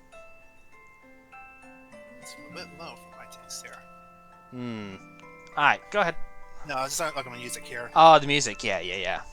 Yeah, it's either going to be the music or the life points, one of the two, but... No. I mean, they're both going down anyway. So...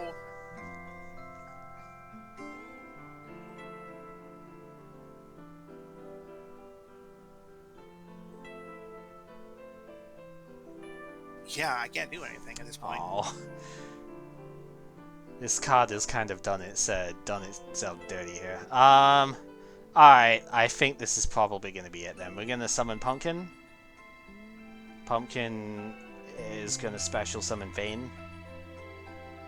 We're going to sync off these two for the Fiendish Chain stays on the field because it's not destroyed. That's something that like Simo and Nimnim always get wrong, so... Gonna go Natty Beast. I think that is more than enough attack, so we're gonna go ahead and swing. Assuming I haven't, yeah. Aw. The Ally Justice card just didn't work how it's intended, I think is the only problem here. If that actually did kill me... it was actually going to work out in the next turn if I actually had my monsters out. Because, you know, it actually would have worked. Because I would have activated this card. Oh, okay. Right, white monsters, I see. Monsters. Yeah. That was a light. Yeah, okay. So you were actually more working on the whole like make everything light and go for it that way. Yep, okay. But without opponents activating spell or trap cards. Yeah, the bamboo shoot thing was a bit more of an issue than I mean no, it wasn't even more of an issue than I expected. I know this thing is like busted as hell if it actually works. Like it shuts down so much, but the two I had down were Fiendish and Bottomless. I had TT from the very start in my hand, but I ended up deciding not to set that one as well because I didn't want to get dusted for too much on turn 1. I thought Fiendish Chain with Rat is a good enough protection on turn 1 that I'd be able to deal with that, but then drew Bottomless a couple of turns later. The set card being Dragonfly was mostly... I had Vayne that I could have set instead, but I wanted to keep the tuner in hand in case I did draw Pumpkin, because then I could special summon Naturia Beast off of just Pumpkin itself. Admittedly, Vayne is not a very good card, but I didn't get Naturia Cherries, because that was a super rare, so that's what was played at the time, because it's like Nimble Momonga, basically, but as a level 1 tuner, and doesn't give you life points. But I didn't get it because it's super rare, so you know, whatever, it doesn't really matter. And the idea really was just to either get like Synchro monsters out with Pumpkin and like a bunch of different tuners. I had Cosmo Beats, I had Rose Whip in here as well, to actually get like different leveled stuff out. And then the other option was to try and get like Bamboo Shoot out as well. Was the other idea. I didn't actually side anything between games because I didn't really know what I wanted to side to. I had a bunch more like tuners in the side as well as more brain control actually, because I was thinking, something I've not done yet is using your dudes to synchro summon. So I was like, yeah, I could probably go with that and then try it that way around. But it was mostly just looking at trying to see if Naturia could do stuff. I whiffed on Barkian. That was the one I really wanted for this game, but I didn't get it, so I'm going to have to trade for that afterwards. Would have made this a little bit better. I mean, Naturia Barkian, if you want one mine, I have 2.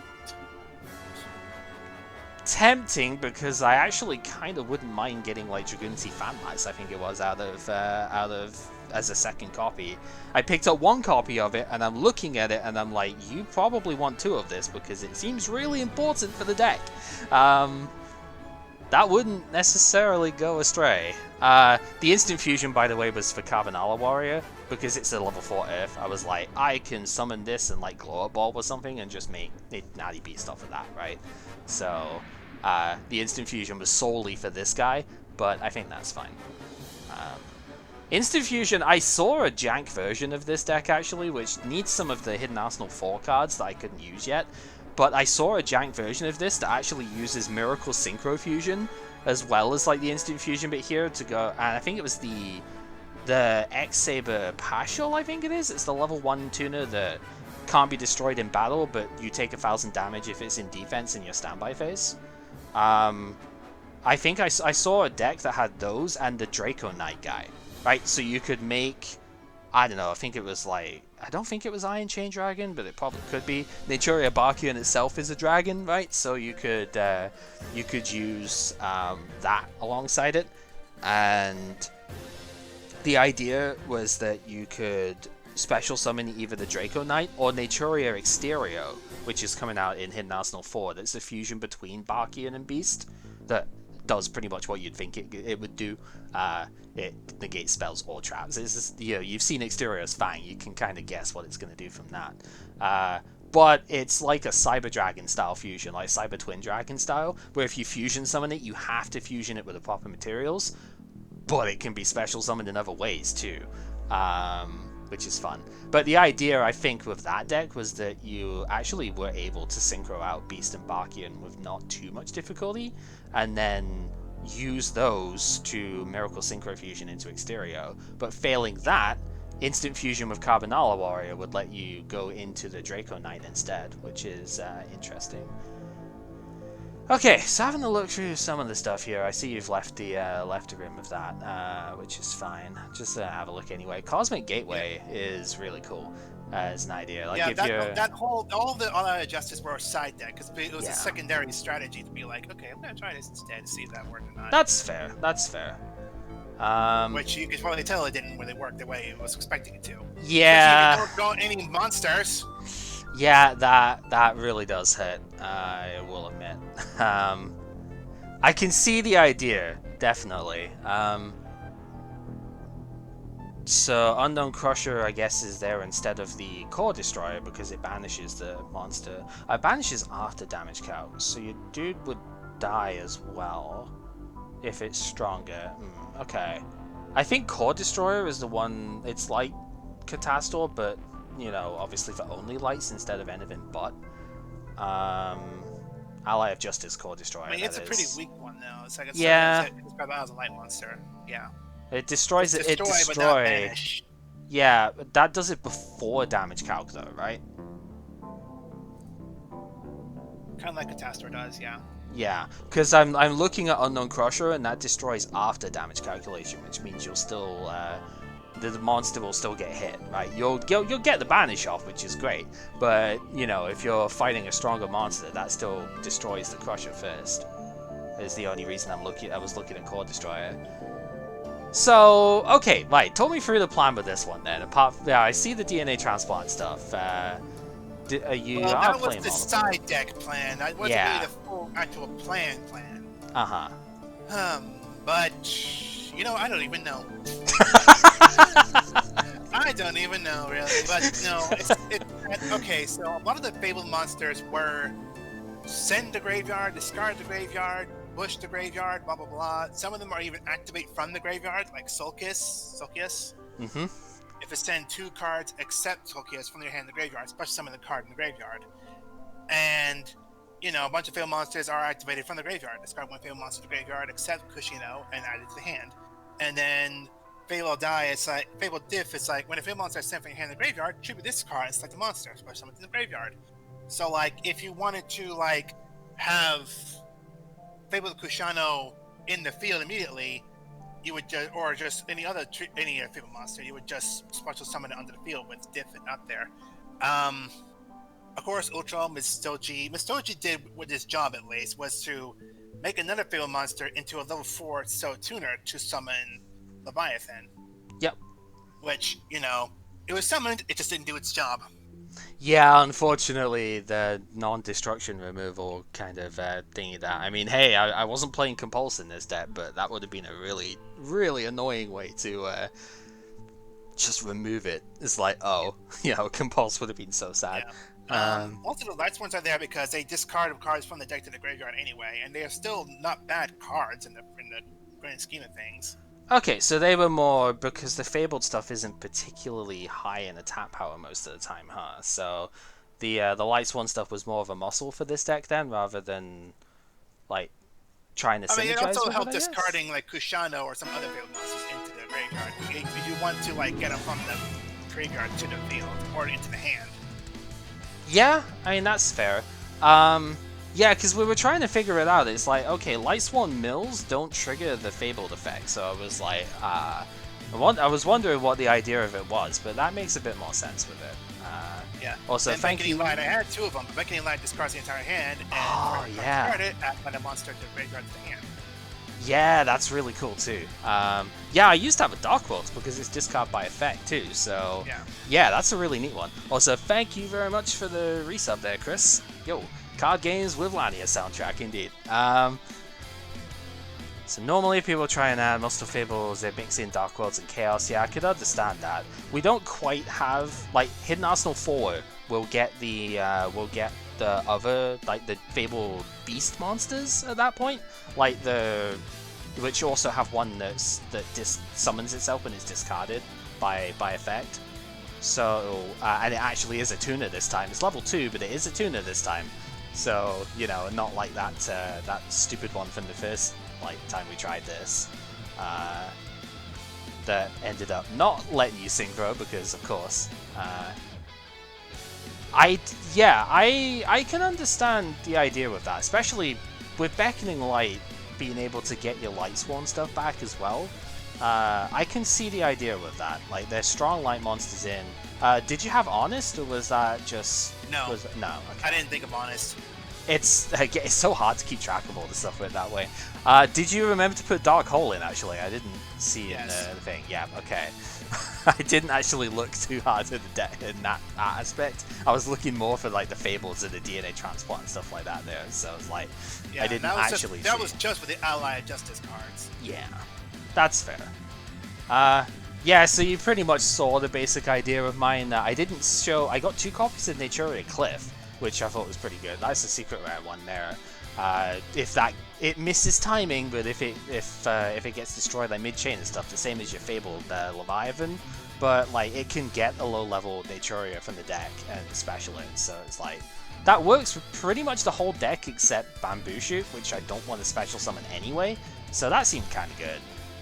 We didn't get to see Dragonfly do anything, but if I get a few Naturias in the graveyard, that's actually really good to just not get destroyed in battle by anything, because it gets 2000 attack or more, the monster can't kill it in battle, and it gets 200 extra attack for every Naturia that's in the graveyard.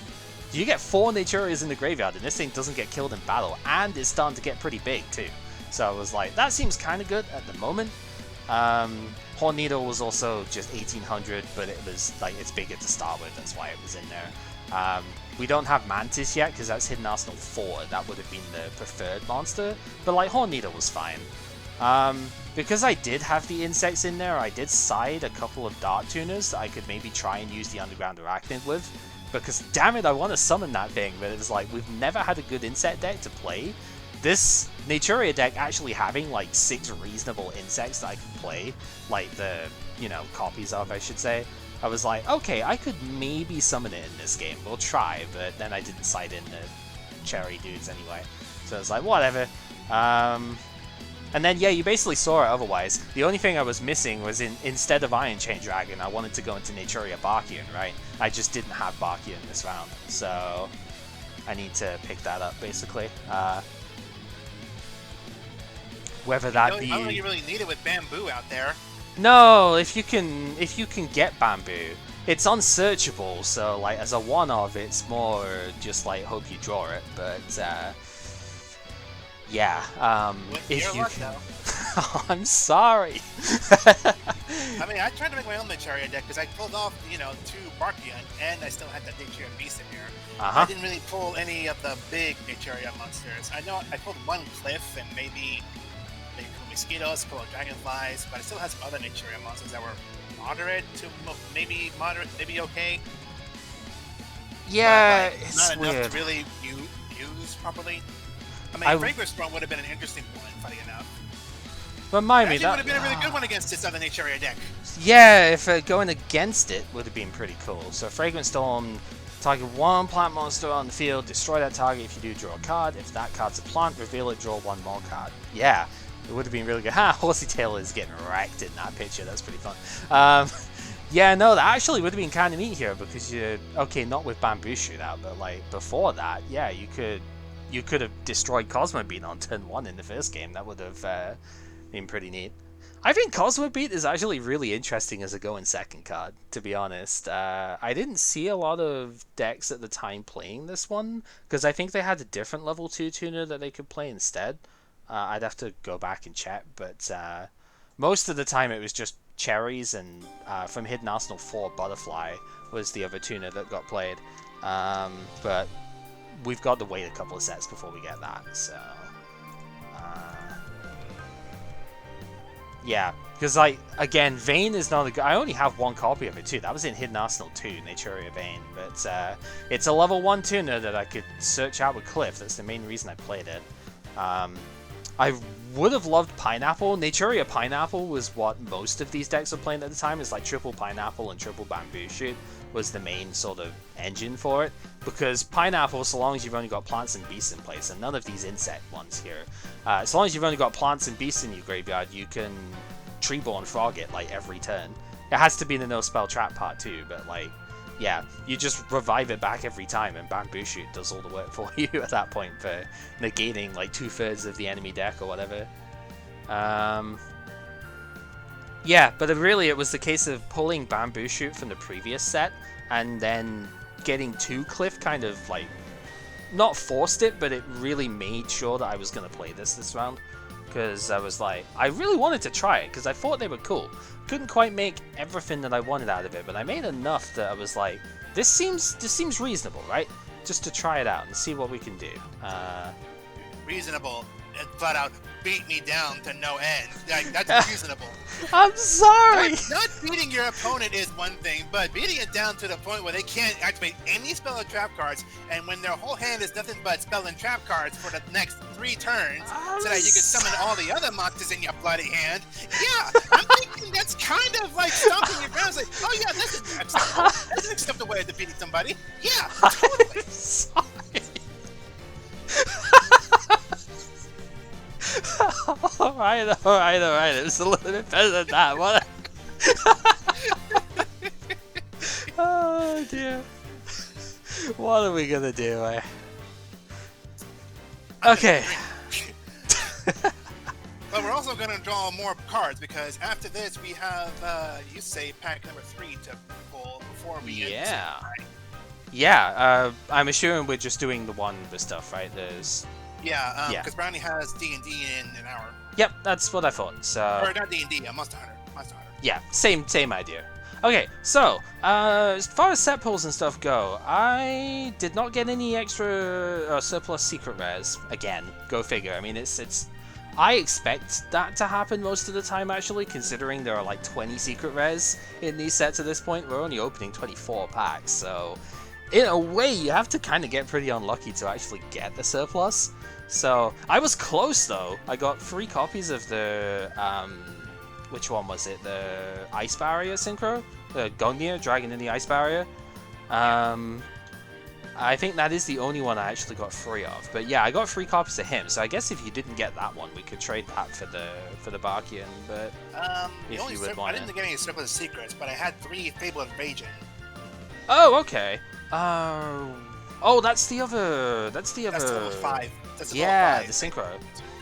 That one's really cool, right? Because it's like if you draw until you've got 2 cards in hand when you Synchro summon it, isn't it? When it's Synchro summon, if you have 1 card less card in your hand, you can draw until you have 2 cards in your hand.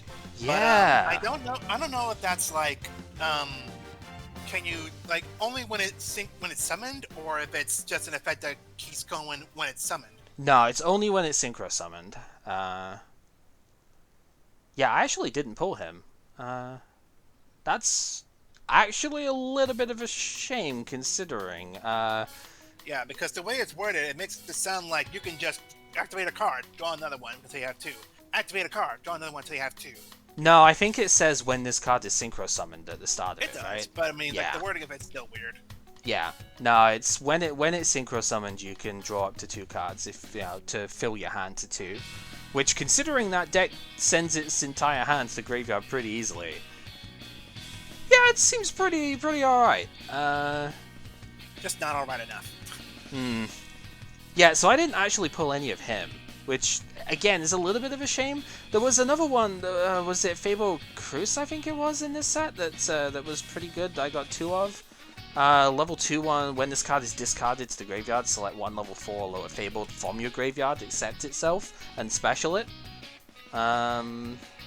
Which seemed really good, but not having the level 5 Synchro. Summon it. Yeah, I didn't draw any of her. Ooh, okay. I wonder if maybe we could do like a swap of that for Bakian or something then. Because I'm not sure, like I'm interested in the Fables, but I don't really know if I want to play them at this point. But that card is definitely good, and I think you would have definitely played it if you had it. Because that seems really quite nice. I mean, if I had it, but yeah. you know, Fabled monsters are not exactly the grandest in this game, in this stage point either. No, I think it probably depends on the Hidden Arsenal 4 pulls, because we do have more Fabled stuff in there, which actually might like make the deck not proper is not the right word to say it, but like, you know, with there being a level 2 tuner that can special summon itself in there as well, as there's a bunch of things that way which I think would make the deck a lot better. Functional? Functional might actually be a good thing, but yeah, I don't want that to sound level 2 tuner maybe, but it's not a tuner. Yeah, I don't want that to sound too harsh, because obviously it's not like completely unplayable at the moment, but I think it will get a lot better with that. Actually, since we do have a little bit of time here, I'm going to go ahead and just take a quick look at Hidden Arsenal 4, just make sure I'm remembering what I've seen right in here. Okay, so... we need the wheels. Yeah, oh yeah, so you do. Let me grab that real quick. Because I have actually changed this up. No, I wouldn't say change it up, but you know what I mean. I've combined the thing as I did with it before. So I will give you that now. So, and the trade is in this one here, we're not allowing surplus in these side packs? Or are we trading in like for a surplus of super rare to get 1 super rare here or something like that? Okay, take that from the top. Exactly which packs are we referring to after this? this? Try it again. From Hidden Arsenal 3. Like if we're taking a trade in from Hidden Arsenal 3. Yeah, this one will just be a straight 1-for-1, and we don't need to trade a surplus to this if you want to get a secret rare, because yeah, that's kind of a big pain in the ass with it here. I figured that much, but I had to double check. Yeah. I only had 3 different sizes of armor too, actually. I got 1 copy of that. I did put that in the extra deck, not because I'm expecting to actually summon it, but like it's a reasonable enough, like, decent attack monster to go into if you've got the right material out. And I mean, hey, if there's a light monster, then it could get its effect off. It's not terrible, but it's mostly just there because we don't quite have like the tightest of extra deck space right now. We're just about, I think, at the point where we do actually have like enough extra deck cards that we don't have to just play like filler crap, if you will. But like, it is still summonable. It's not unreasonable. 3300 gets over a lot of the stuff anyway, so I think it's a lot better than the Field Marshal bullshit that I was playing out of Hidden Arsenal 2. Like, that card is just bad, but I played it because I didn't have a better option. Alright, so I've just briefly taken a look at the Fables in Hidden Arsenal 4 here. Yeah, they're all Beast ones at this point, so they're not Fiends anymore, but you're not using them for the Fiend part anyway, so I think that's fine. So level 1 tuner, during your main phase, discard 1 Fable and special summon this from your hand. That's kind of nice. So yeah, you gotta discard a different Fable monster to bring it out, but then we've seen a few of them do have effects when they get discarded anyway. Fable Katesif, when this is discarded to the graveyard, select 1 face-up card on the field and destroy it. So I guess those two can synergize. They're both level 1 tuners, so that's kind of nice. The level 2 tuner just straight up special summons itself if it's discarded to the graveyard, so that's fun. And this one's discarded to the graveyard. There's the level 3 monster here also just special summons itself if it's discarded to the graveyard. And if it's special summoned this way, it gains 200 attack And it's removed from play when it's removed from the field, but that's fine. It's 1600 level 3. That's actually really good. Huh. One thing I need to mention about the Fable monsters here is that this is one thing that I think Brownie kind of cleared it up, but the thing about some of the Fable monsters here, some of these say you can send this card from your hand to the graveyard, you can discard this card from your hand to the graveyard, or you can, you know, destroy it, or not destroy it, you can send, discard, you know. It has those different words in it. And, you know, those kind of different wordings play a lot in this idea that they can't play well together if they don't mesh with the same idea. So if this card is sent from the graveyard, wait, it was discarded. Does that work the same way? It's the same as the Dark World stuff that way. If it's discarded by... now, these ones, I think, actually... These ones don't say if they're discarded by effect or anything.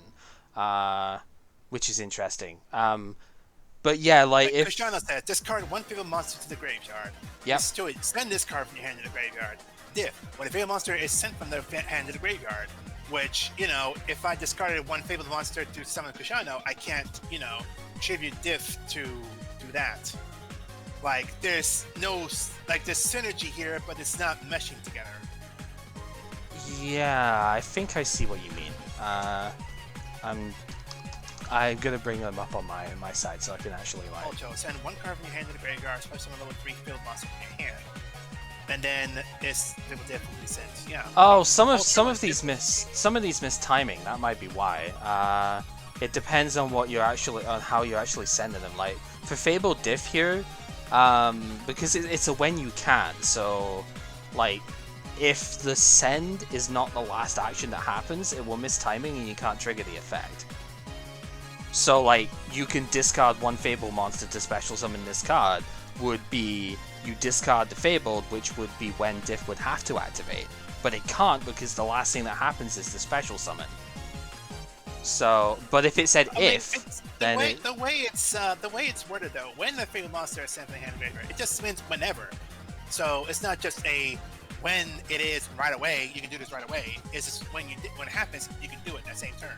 I almost feel like this is more of a programming term for stuff here, but when is much more of a direct, like, timing aspect to it. If is the one that you want for just, like, this happened, and then once chain is resolved, we can deal with it. When is the more specific, unless it's not optional, it will miss timing off it, because it has to occur at when this card is sent, not like 10 game actions later. It has to occur at the action, not, there's, I guess that it's hard to properly describe it because the rule is bullshit, but obviously I've run quite foul of this one quite a bit as well. Frogs, because all of the frogs miss timing. The Dupe Fog is when you can, fucking everything that way. So it's like, I've fallen foul of this one quite a bit too, but it's I think the when is sort of going, it has to happen at this point, and that's it. Whereas an if, I don't know a good way of explaining this. It's just like, I know the distinction, I just can't like really say why without it sounding just like bullshit, basically.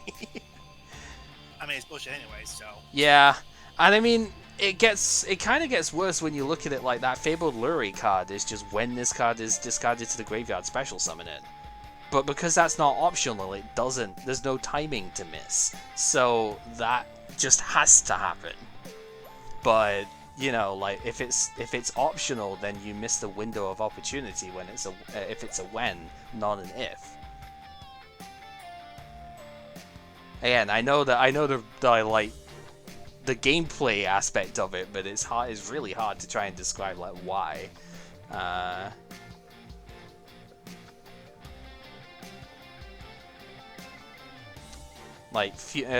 More modern cards generally don't miss timing as much, because most of the more modern ones have got if instead of when, but that was not the case for a very long time. So still got more bullshit to work through for a while.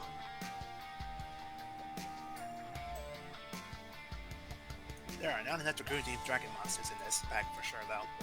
Yeah, I think I might have missed one of the synchros, but I did get one synchro in this one.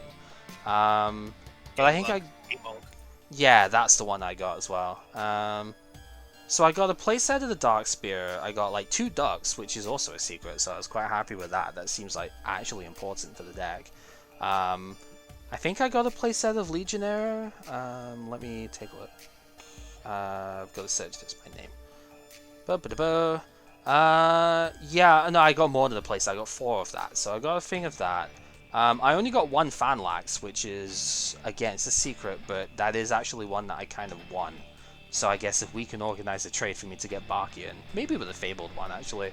The Fabled Cruise one, if you'd want one of those, I can trade that over.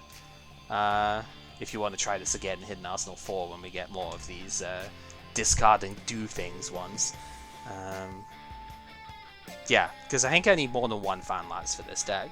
And then, you know, for the Dragunity deck to work. And then Tribus, I only got 1 copy of as well, but he seems a bit tertiary. It's the one that's like level 1, and it's when you normal or special it. It does Foolish Burial the dude, which is good, but then you're leaving a level 1 monster in play without any, you know, like protection or reason for it. Yeah. And the Synchros, I don't think play with that. The 2 Synchros I have at the moment are both level 6. I know there are 7s and 8s and stuff in this as well. I don't remember if there are actually low-level ones, though.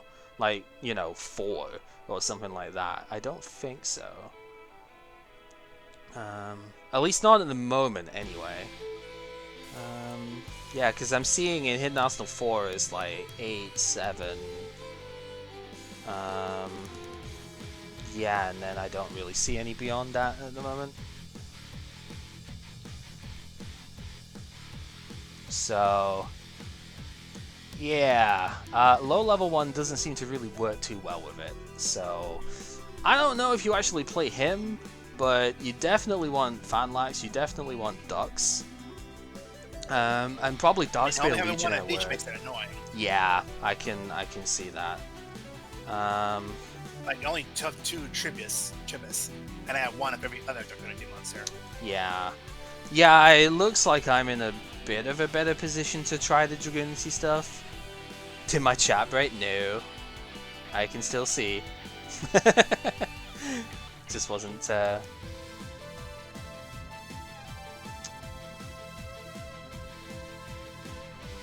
Yeah, I can tell all that's being shown in the thing is the collection. I realize that, but you guys don't always need to see exactly what I'm looking at with the stuff here.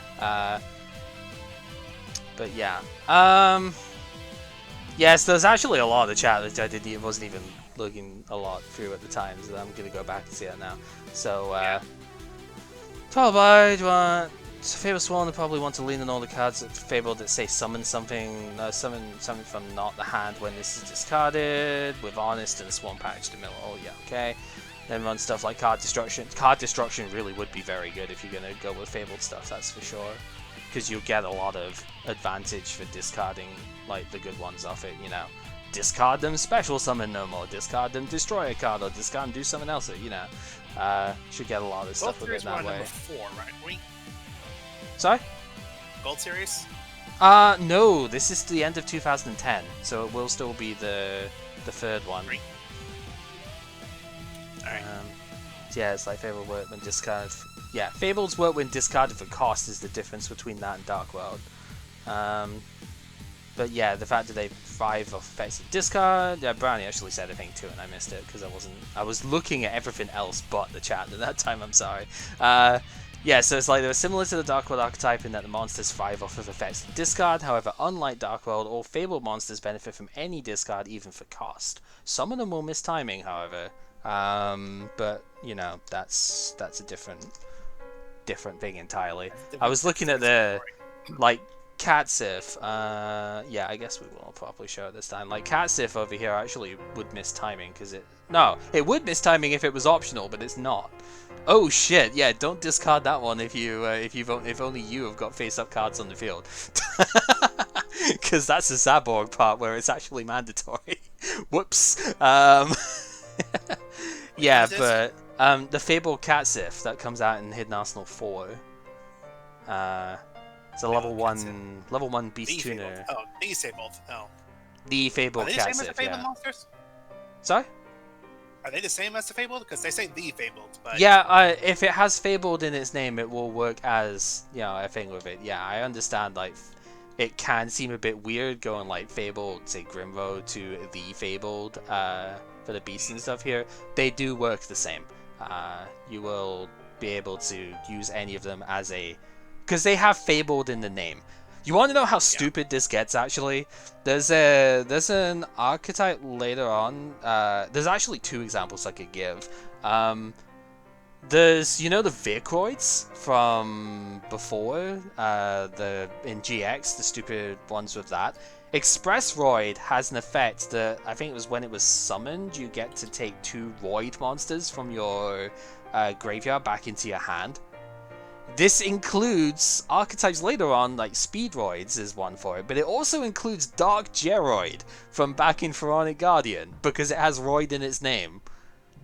Like, it has the 4 letters ROID in sequence in its name, therefore it can get added back with it. Even though it is a fiend monster that has nothing to do with, machine vehicles with googly eyes on them and all of that stuff, It has the exact thing with it. The other one that I was looking at is I believe like Steel Swarm and Evil Swarm are 2 archetypes that come out later on, and most of the cards that say refer to them, that sort of thing, as an archetype will have L Swarm or Ill Swarm as the as what they work on, so that they can work in both Steel Swarm and Evil Swarm, because both of them have swarm but end with L in the previous word. So to tie them both together, it's like a lot of cards will say L Swarm on it. And it's super jank, but that's how particular it is with it. It's like if you have like, in this case, Fabled in the in your name, you can work with Fabled stuff that way. So like your Fabled Leviathan or your Fabled Rajin, right? Yeah, it is Rajin because he's not got an eye in there. You can summon those with the tuners that we'll get in Hidden Arsenal 4, because they have Fabled in the name, even though it's maybe a little jank, but then again, it's this game. It's this game. It's always jank. You know what's cool with those, though? You could use Rescue Cat with them, and you could get some stuff out with that, because there's some level 3 or lower beast monsters in there, and I smell cat potential. Oh, and then there's Archfiends. We don't talk about Archfiends. I may have to bring that deck back just to be like, alright, I'm losing. I'm sorry! No, I'm still having fun. But regardless of what I'm going to say here, I'm just going to say I'm still having fun, regardless of what I might say here. Just don't shade at all. Yeah, I'm just... I don't want it to look bad, because I've played like a different deck for the last like 6 games here, and I really don't want it to look bad going, I could just build any old shit for this. It's like, no, I'm not trying to do it that way. It's just, I want to try a bunch of different stuff out, and it just seems like it's at least working well enough for things here. Like, a couple of them have been, yeah. You at this point, you have the Midas touch. It's like, everything you're touching is now gold. Yeah! Oh, gold series! Oh, ho, ho. Alright, yeah. So I think that's about it for stuff with it here. Yeah, if you wanna talk like trade stuff with it here before we end up doing the pat trade here, I could swap a couple of bits over. I know you've got Barkian that I want. That Fabled one is probably one you would want to get. The Crus, or yeah, KRUS. I guess Crus would be the way for that. Crus. The one is when it's discarded, you that doesn't miss timing because it's mandatory. So it's like whenever it gets discarded by cost or effect, you'll get a level 4 or lower Fable from your graveyard back after Chain is resolved. So that seems kind of important if you're gonna play Fable. So but that's also if I don't play any other cards like Infernities or Dragons. Or yeah. Dark Monsters. Yeah. There's a lot of stuff with it that way. But yeah, I mean, Again, it's entirely up to you on that, but doors open on that one, because yeah, I would definitely want to do that before I use the set trade on Barkian, because I don't need more than one. I really wanted to have it for this set, because it would have been, like, I could have summoned it in game 1 instead of Iron Chain Dragon. It would have been much better, right? So it's just like, I had the opportunity for it, I just couldn't summon it because I didn't have it. And I kind of want it, so, you know, it is what it is. Yeah, so I've given you the wheel thing. I guess I will go ahead and open it up on my side as well. There's not too much of a difference between them at this point, so the idea is still the same there. We have the named mega packs that we would take 2 copies of if we get one. The gold series is still 2010. The structure deck and promo stuff is the same as before. So what were we up to, like Marek's deck or something? Marek's deck. Yeah. So that's still the same. God, I scored way too far down. Yeah, we're still on Marek. Yeah. Which is a shame, because you see the next one is the Dragunity structure deck. It sure would have been nice to have had that as an option, but no, it just happens to not be released by now. Whatever, right? Maybe the next time then, no. Yeah. There's no turbo pack this time though, right? No. No turbo pack on this one. Which is probably for the better, because we don't need more dark holes in this thing. We did limit it at the moment, so that was more to prevent abuse of the trade-in system than it was to actually like curb its power, I'll be honest. Because it is a super rare, it is very easy just to go back and pick up like 3 of those on one wheel. And I was like, yeah, that seems a little busted. I think we'll curb that for a bit. We'll probably unlimit it later on when it actually isn't a problem, but yeah, for now it's a bit much. Yeah, I guess the only other thing to see, like, you did name this thing promo pick instead of Beyond the Packs as the thing with that. If you do pick it up on this one, it will be 2 cards that you can choose from, and you will be able to trade for extra copies of them so long as they're not limited. That is both cards you're able to do that with, and you don't need surpluses for either of them. And that's just from the starter pack and from the promos and structure. Starter structure promo is the thing with that. So you may have also noticed the trade-in one is slightly bigger with it. I kind of realized as we were going through that slot is now like weaker than most of the less common one, like the more common ones that we get. So I was like, okay, if we wanna keep this one relevant. Not that we've ever pulled it, but you know, the trade-in, like the upscale one would be more, at this point you would be able to trade like your regular give up the wheel number to go with it, because like, let's be real, one card at this point is not as good as the promo pick one, even on the regular wheel. And then for your one, it's like you trade 7, you can trade for 7 instead of 6 now. Could even just make it 8, to be honest. Like 2 winner sets worth of stuff instead of the. But you still got all the trading rules if you're trading for the main pack and such. Yep. But yeah, you can actually you'd be able to get 7 copies of cards instead of 6 at this point off of that slot. Yeah. I think it might still need bumped up a little bit in power, but we have not rolled that slot yet, so you know, it's awkward to say the least. But anyway, yeah, so it's all of that, and then, as we say, 10 packs of Yusei free, and you'll get your 1 trade after you open those as well. The same as we've done with every other pack of that since trade-in has been a thing. You open your 10, and then you can get 1 card as a regular trade-in from that as well. So, it does need to be surplus, but... So yeah, I think that's about it. Like saying, we'll have a chat later on if you want about if we want to do any trades between ourselves from Hidden Arsenal 3. Because I think there are a couple of things that we could probably do that with in this one. But yeah, just let me know later on. And I'll let you get cracking with the stuff here. Thank you for playing, dude. If you want to play later on as well, I'm sure we can manage that too. But yeah, I'll let you get cracking with the wheel and the packs and stuff at this point. So. Yeah. Well, I need to get going because I know Brownie's got like 40 minutes now. Yeah. So we chat way too long on these things, but it's fine. It's fine. It's more like you still don't take a breath when you talk. God. That's never not going to be a thing. I was going to say, how long a joke is that going to All of Like, the time. That's been a thing since we've been known each other, and that's never gonna stop being a thing. Yeah. Yeah. Alright, We may have taken a break in between maybe a couple years or so, but it's still a thing. Alright, catch you later, buddy. Alright, catch you later. Oh dear. Oh, he is in good spirits with it. I don't know. I appreciate the hustle of it. I guess his idea didn't quite work out as well as he wanted. But, hey, it is what it is. Sometimes stuff just doesn't do what you want it to do. That's, thing. Hey, you got the Leviathan out, though. That was really cool. Just, Brionic is a good out to that. So, I don't know. Anyway, let's just refresh this one so there's no quote-unquote cheating off of this. We are going to open these up beforehand. We're not going to do the trade from Hidden Arsenal 3 because I don't know exactly what we're trading for yet. Because, again, if I can trade Kib for a Barkian, then I don't have to do it myself and I can get the Dragunity Phanlax, I think would be the one that I'd want. So, let's just open this up, see what we can do.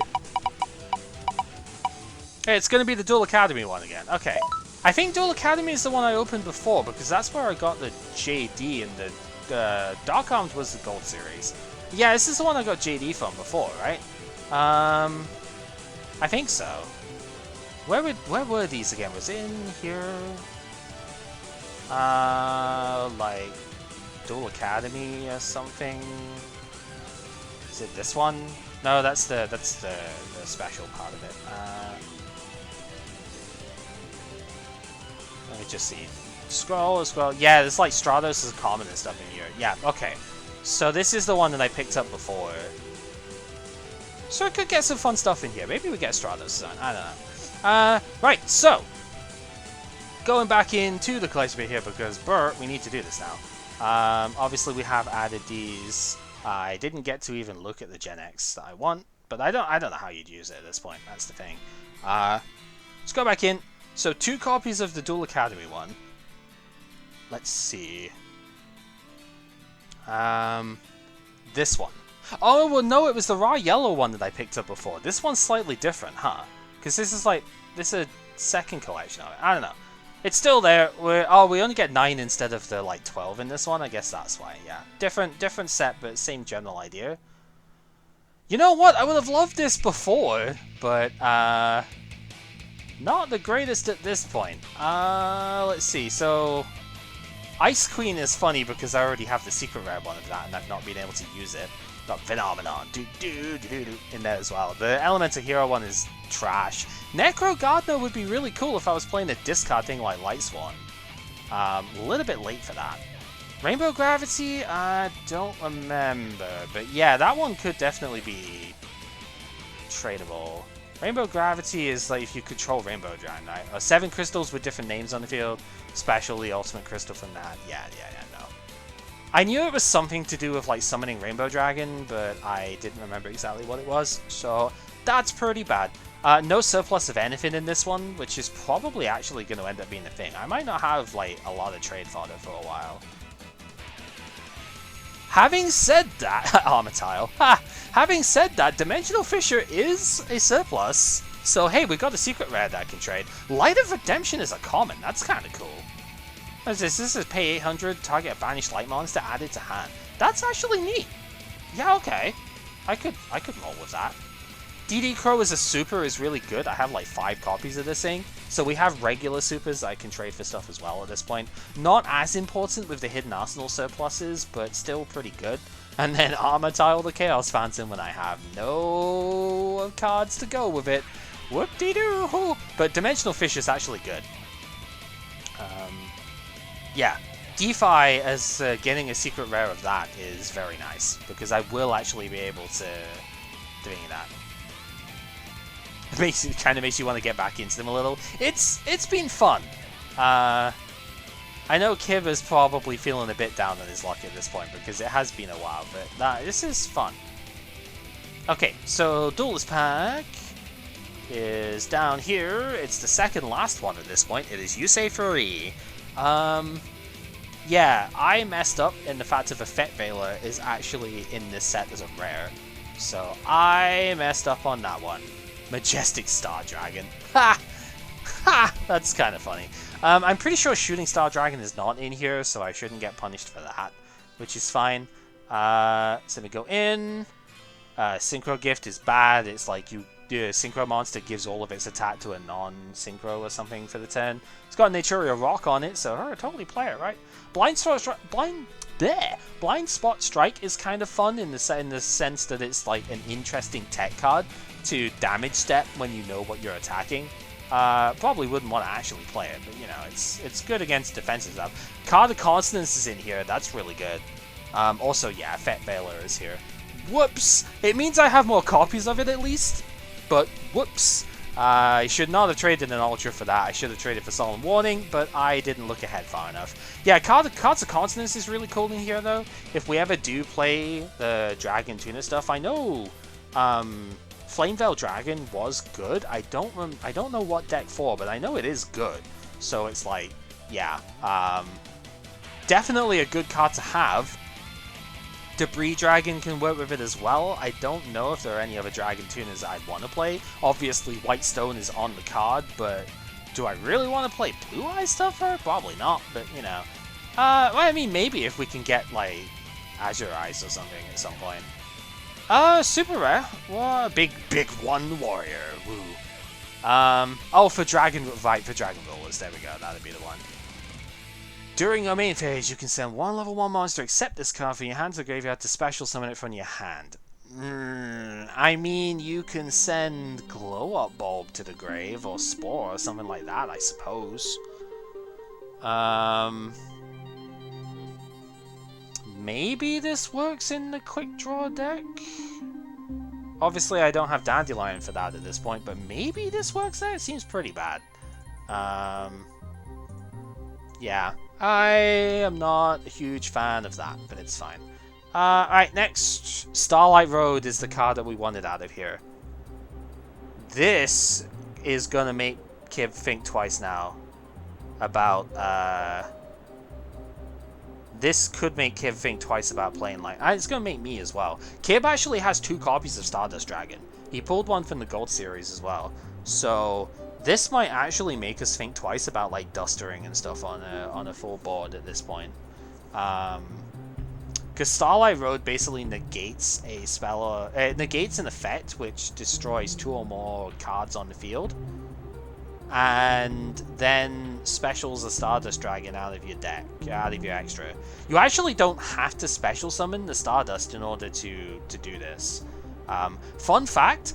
Solemn Warning can negate this card, even though the special summon is not guaranteed. Because it has an effect that can special summon a monster, you can negate this with Solemn Warning. I wonder if Kib's gonna get told about it. I mean, I'm gonna tell him, but like, I wonder if Kib's gonna get told about that beforehand. Starlight Road is the big pickup from this pack, though, for sure.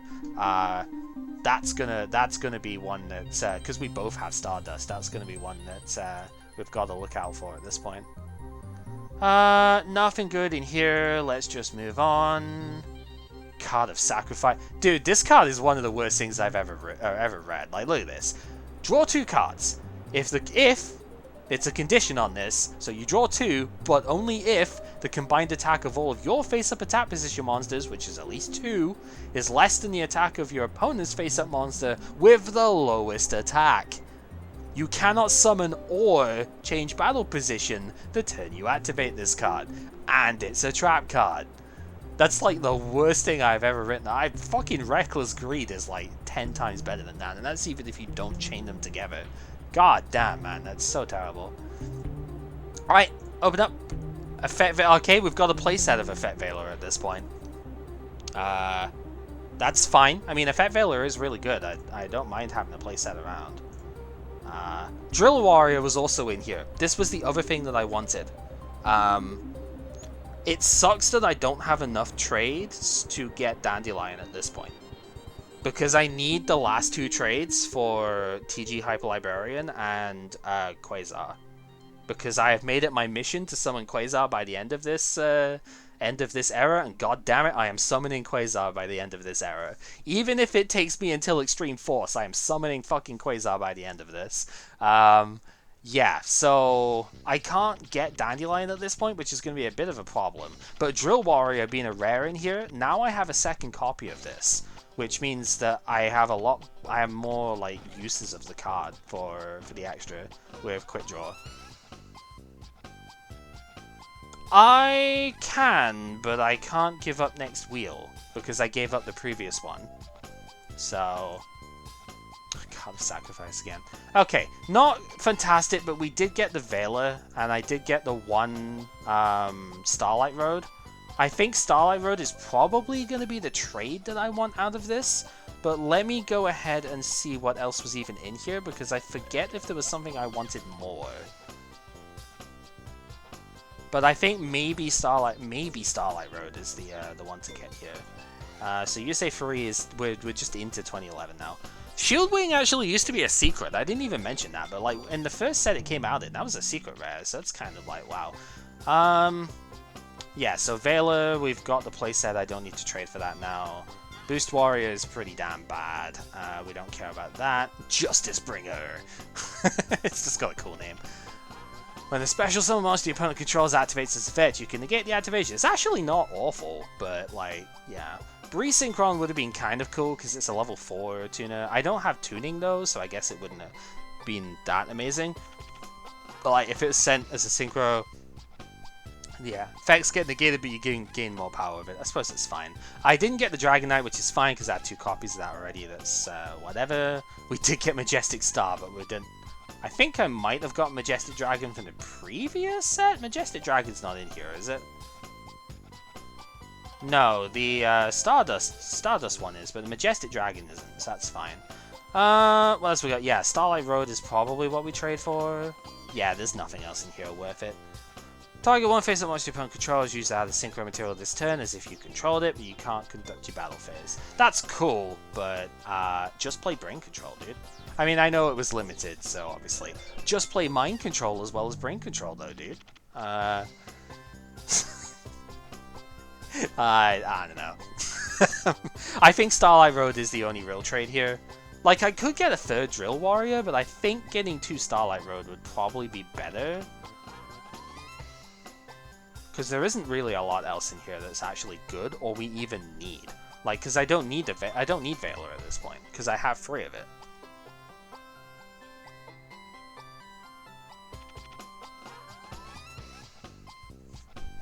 Yeah, so I think that's what we do. I did get the Consonance playset. I think I got like 5 of it. But I did get the Consonance playset. Because otherwise that would be the obvious pick here. Let's go in. Refresh this real quick. Cards of Consonance. 5 of them. So yeah. That would have been the obvious one, but we don't need it, so we're fine. Yeah, this was the other reason I didn't want to trade for that before, is because I did look through and see, yeah, that's a common coming up later. I'm not trading supers for that, you know. This is a nice one, though. Getting Crow means I've got plenty of regular, like, super rares to go with here. So, that's fine. At least there's that. I think pretty much everything else in here we already had stuff of. I did get a playset of Doodat too. In the Hidden Arsenal set. Yeah, I think it really is just between Starlight Road or the Drill Warrior. And the fact that I already have 2 Drill Warrior, I think is enough. So I think Starlight Road is the way to go here. So that's probably what we're done. Dude, this Light of Redemption is actually really cool though. Yeah, 2 is more than enough, so... Yeah, I'm not actually going to be able to give up a wheel from here, though, until Extreme Force, the final set of 5Ds. So, as you can see, I've already given up this one. I didn't even show Kid Magical Android there. Kind of keeping that a secret for, you know, obvious reasons. I think I'm 1 trade short, though. If I've been looking at things right, I think I might be 1 short. Because I can't get Formula Synchron as a 2nd copy at this point. Because I had to trade for Shooting Star, right? So we got the Shooting Star, the 2 Swamp Eel, and the Magical Android from the last wheel give up. which means I'm pretty sure I'm just locked into only having one formula at this point. Which is fine. If I wait until Extreme Force, I can play the deck with only one formula. I have been doing enough lines where one form is fine. But it is very awkward. I would really want to have two formula synchron for the Wombo combo deck coming on up.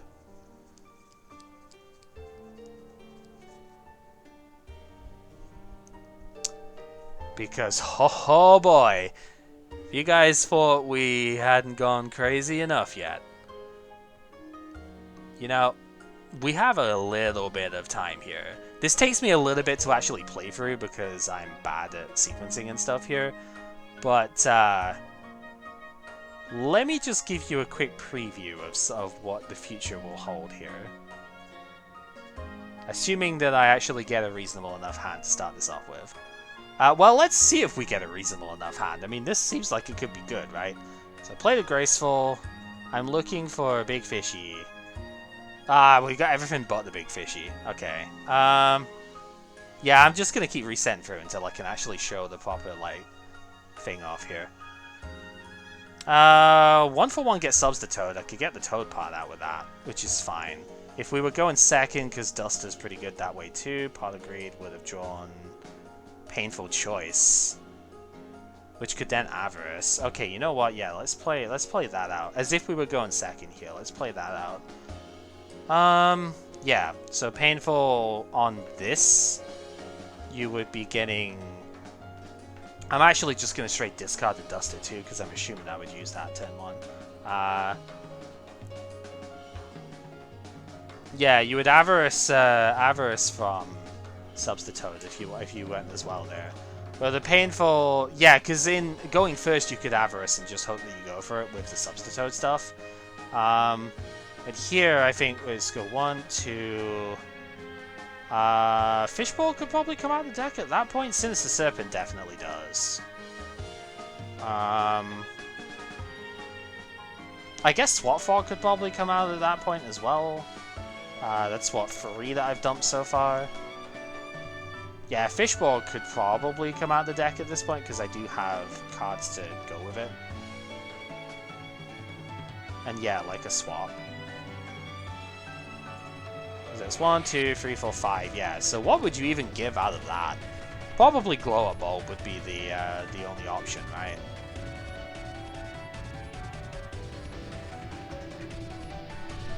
It's a bit of a painful one, but I think Glow Up Bulb would have to be the pick off of that.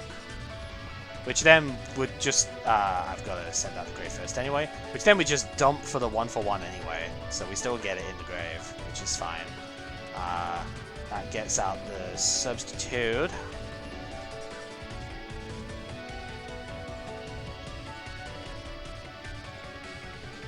And then I guess the question is, do you actually use Substitute for the... Yeah, because you can't Swap Frog with it. That's why I was like, yeah, you got to give the Glow Up. So then the question is, do we... Like, Fishborg obviously is an option to bring out at this point, which I think makes sense to do. Cold Wave does nothing at this point, so we just go ahead, we bring the Fishborg out, and tribute that for Substitute, get that loop going. So you go Toad, bring this out in defense, mill the Ronin. We have a swap in grave already, so I would banish that in order to get the Ronin back, so I can tribute the Ronin instead of the Swamp Frog here. So, do that. Because I want to keep material in play, because I could still make a really good board out of this, even if I don't end up getting the... like, Big Fishy out. I could still make a good board out of this. So we want to keep some material out. But I think this time around we do have to get rid of one of these to get another frog out. So we can go with that. I should probably get Flip Flop, but whatever. And then we can banish that to get Ronin, so we can get another Toad out, another frog out here, and actually build something out of it. So go you into the... This isn't actually the main idea from the thing, but I mean, both engines of this deck can actually do work, so this should show that at least reasonably. None of this has used a normal summon for turn yet, so technically it's still possible for Big Fishy to come in play, but it's just unlikely. Or I can get Oystermeister down too at some stage, I suppose. So here you send Duder to graveyard to get Fishborg out, because Fishborg is the tuner that we need, and then we need to sync off some stuff. Or I could just sack the Treeborn. Yeah, I'd probably sack the Treeborn actually to get another level 2 out, so that I can get Gugnir. Yeah, you could, but I kind of like this as well. So it's 1, 3, 5, 7, so we can get Gugnir out here. Yeah, Trish is anticipated as well. This is Extreme Force is what this is being built for, so obviously this comes out in that set. So... Oh no, I guess I need to go to 5 because I need Librarian. Right, oops. You know what? Where is he? You go back out. I need Librarian first. Duh. So yeah, sync for 5, get the Librarian out.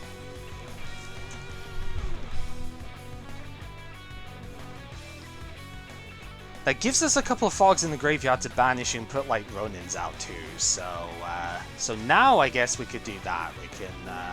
I don't know why this is being so cramped, by the way. That seems kind of weird to me. But now we can banish, get the Ronin out, get some more stuff out here.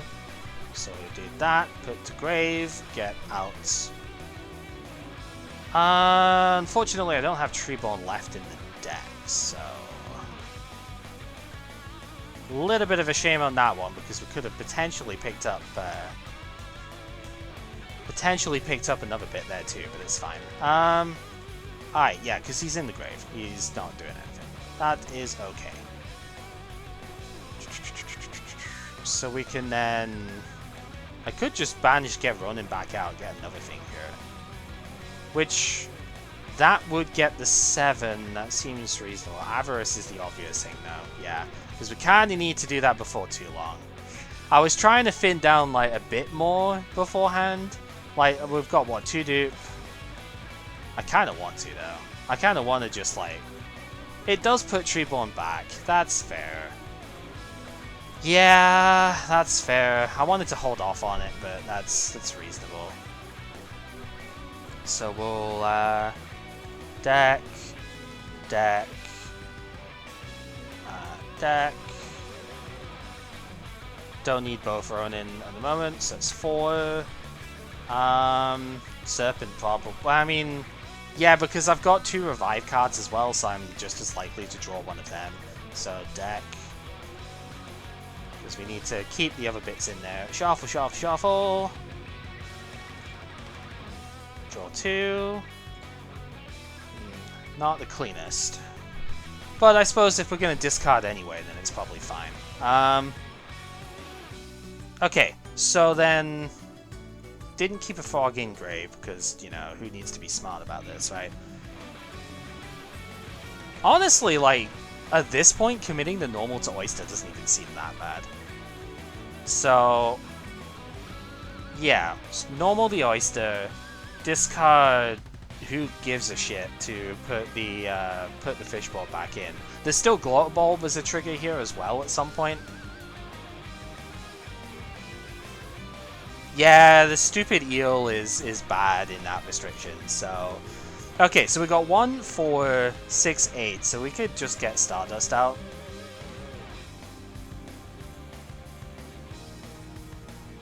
Which doesn't seem too bad.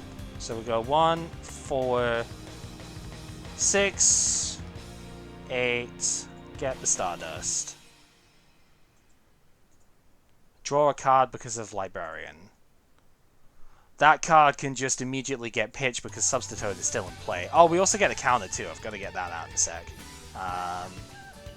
We do get the counter from the Oyster. Which I actually looked and see we have a proper Oyster counter here too. So,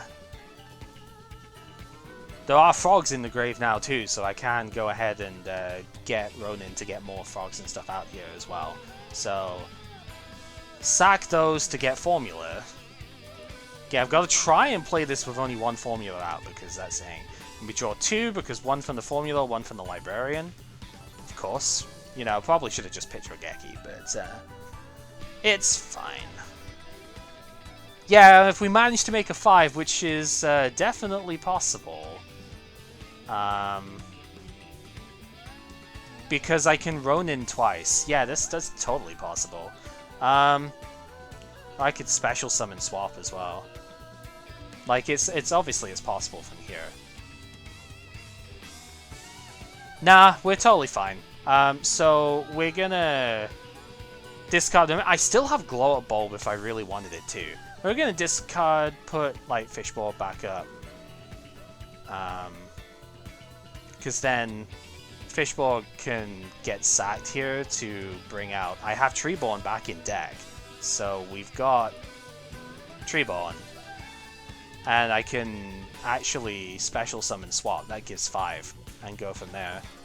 Or I can banish a frog, which we now have 2 in the grave. So we'll banish that to get Ronin, sack the Ronin to get another level 2 out of the deck, because I put them all back in, right? I guess not. Oh yeah, I guess the swap did go back because of that. Alright, never mind that, because I'm Stoops. So you need to go back into thing here. We're still fine because I can special the swap. No, we're still...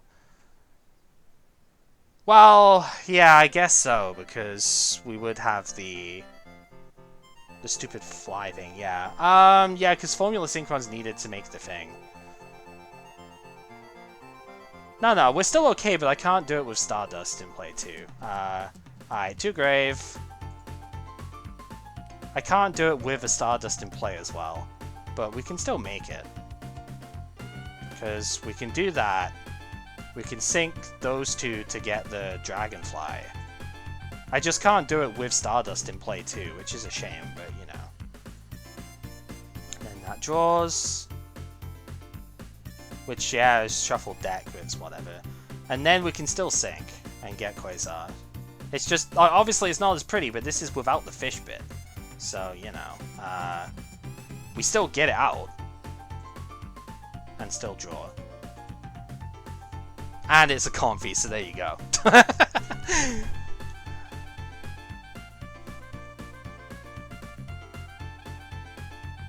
Yeah, I guess Toad could attribute itself.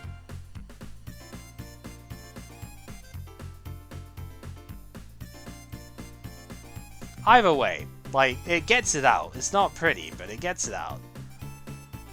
I don't use the frog part to get Quasar most of the time, so I will admit that is not actually what we were trying to do, but Fishless Quasar is still a Quasar. Alright, let's see what we can do going first, basically, off of this one. Alright, well, that seems kind of good.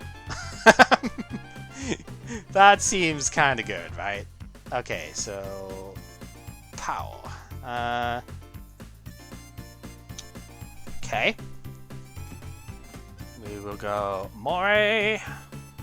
Put back you and probably you, because stupid Swamp Heel's restriction is stupid. Shuffle, shuffle, shuffle, shuffle, shuffle. Draw 3. And get absolutely nothing out of it. Fantastic. We can still do the frog part. And I can still end on like 2... Well, Dude Frog is in hand as well. That's really annoying. Yeah, so that's a pretty bad setup. But I can still get Substitute Dude Frog down at the end of it. Not great, but, you know, it is what it is.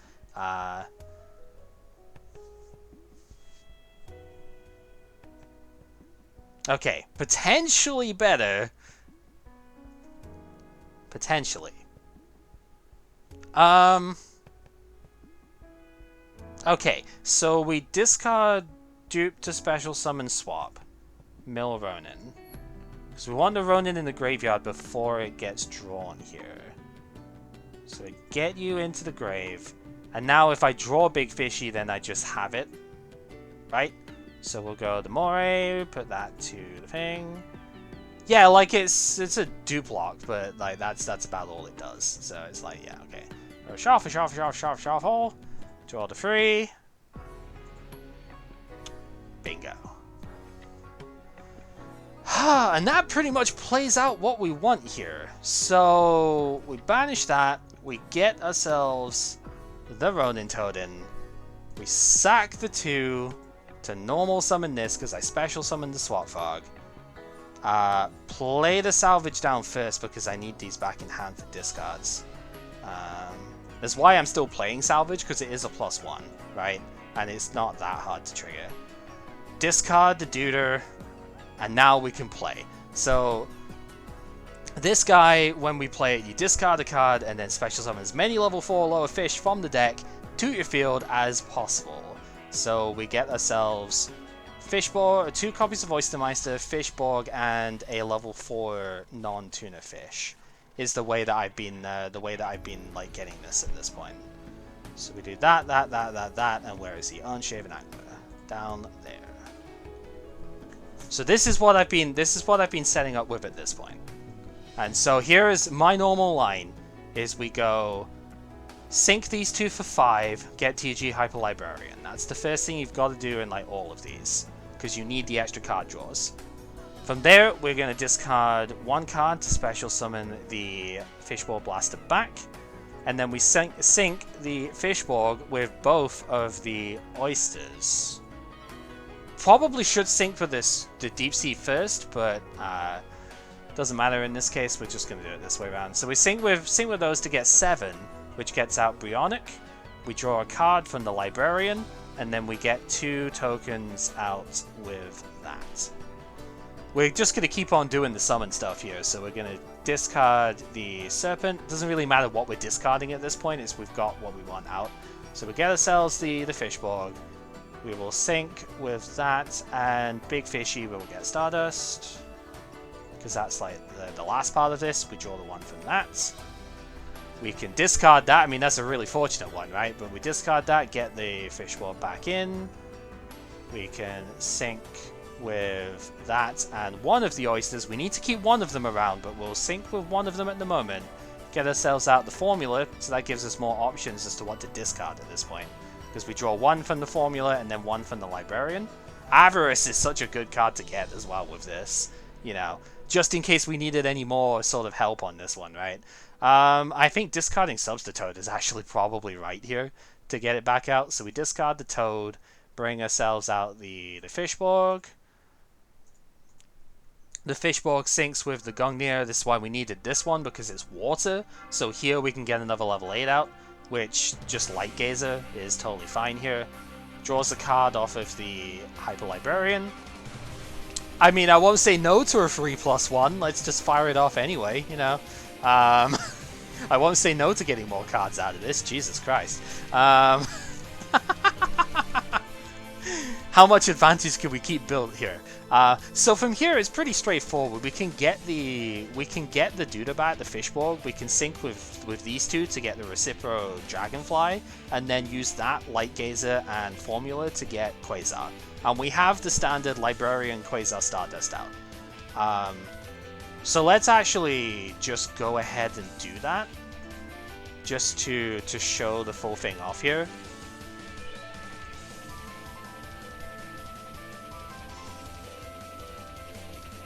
So we'll do that, we'll sync these 2 off, we will get ourselves out TG Recipro Dragonfly. This is the lines I've kind of had to go for because I don't have 2 Formula Synchron, right? So we'll get that. I mean, goddamn, that's something else as well. And now we can sync off 2, 4, and 12, and this one Tuna Synchro and 2 or more non-Tuna Synchros, that gets out Quasar. Draws a card. So you can see where, I mean, we got a +1, we got like 2 +1s as we went through here, because I did have Salvage and I did have Pot of Greed. So like, there were 2 +1s as we went through this, but we have Librarian drawing a card every time a Synchro's played, not just my Synchros. We've got Stardust to negate a Destroy card, and we have Quasar, which is a flat negate of anything, as well as all the cards in hand right now. Giant Trunade is just disgusting with the premature burial type stuff here as well. There's a lot that we could do with that. There is the option to have like Swap Fog and stuff here. Glow Up Bulb was not even used so far, so we have Glow Up as well for a potential play. Next turn, if it gets to next turn, we've got Treeborn Frog coming back. Sinister Serpent comes back to hand. So, you know, there is all of that too. And I can Avarice back in all of the Synchro monsters and we can just go again. Like, I actually kind of want a second Avarice, but I just don't have it, right? If I had 2 Avarice, I would play it in this deck because it's that good. But we could go even further beyond on this one. Like, what else would we even do? I mean, we could get Shooting Star Dragon. That's pretty easy, right? You just prem this formula. Giant Trunade to get the prem back without destroying formula. You can get Shooting Star Dragon out and you could still prem the fucking Stardust again. And, like, you'd have Stardust, Shooting Star, Shooting Quasar, and TG Hyper Librarian. Like, fuck, man. Or you could make a Trish play, is the other thing. I'm pretty sure I could make Trish with this hand as well.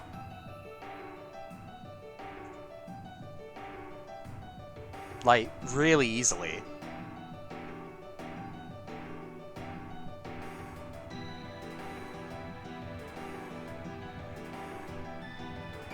Yeah, and the Wrench is pretty much... The Wrench is what? Like Droll and Lotbird? I don't even think of... No, Effect Veiler on TG Hyper Librarian is the other Wrench. Assume Maxi is active. Deck the opponent out. I don't think I can do that. I can make him draw like 13 cards. You Veiler the Big Fish, yeah, that's true. I don't think I can win a Maxi challenge with this deck at the moment. I can draw him like 13 to 15 cards depending on what I get otherwise, but I don't think I can Maxi deck him out. If I had like 2 or 3 Pot of Avarice, then probably, but...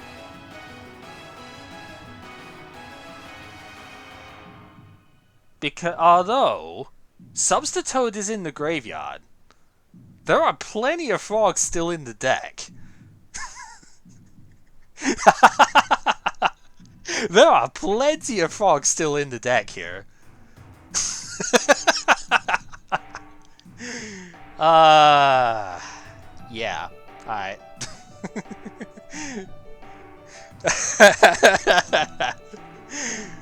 Okay, how many can we get here is the question. There are currently no frogs in the graveyard proper, so I think we've got to discard Big Fishy to special Fishborg. Oh shit, every time Fishborg gets summoned, I am Stoops. Every time Fishborg gets summoned, he has to draw a card as well. All of these Synchro plays that have been done, if he maxes on the first one, he draws 2. Why didn't I think of that? Oh god, we've gone through a lot of plays that way too. Jesus. Okay. So if Maxi was played on the Swap Frog at the very start of the turn, Ronin Toadin was 1. Is it 1 per, or is it every time the special summon happens? I actually haven't read Maxi well enough. Is it like every special summon monster you draw a card, or is it every time a monster is special summoned? Because I don't know how many Big Fishy counts for. Because Big Fishy summons 4 monsters at the same time. So is that just 1 draw, or is that 4? I'm pretty sure it's 1, but I haven't read the card enough to know. Okay, Big Fishy is 1. So far we would have had, yeah, Activate it on the swap. We would have had Ronin Toadin is 1, Big Fishy is 1, Special Summoned, the Special Summon Librarian, that's 3 so far. Bring back Fishborg, that's 4. Special the Gungnir, that's 5.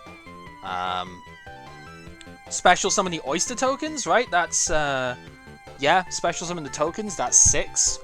Bring back the Blaster, that's 7. Formula Synchron, that's 8. Fishborg, that's 9. Stardust is 10. Fishborg is 11. Light Gazer would be 12. Fishborg 13. I already put Formula in play, right? Recipro? Dragonfly? The token is... Oh, right, yeah, Chain Link, isn't it? Immediately draw a card, right. Yep. Okay, I think... Alright, I'm gonna put counters down so I can remember, actually. So, Swap Frog activation... Wait, does it draw on the initial one as well? It does, doesn't it? During either play's turn, send this... Oh, I guess you'd have to do it preemptively.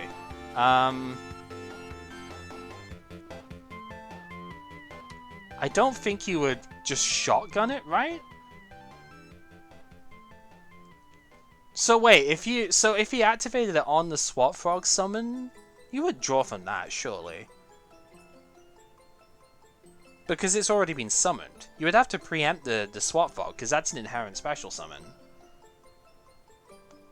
But I'm assuming after Swap Frog was shown, it's like, I'm gonna go it from that, right?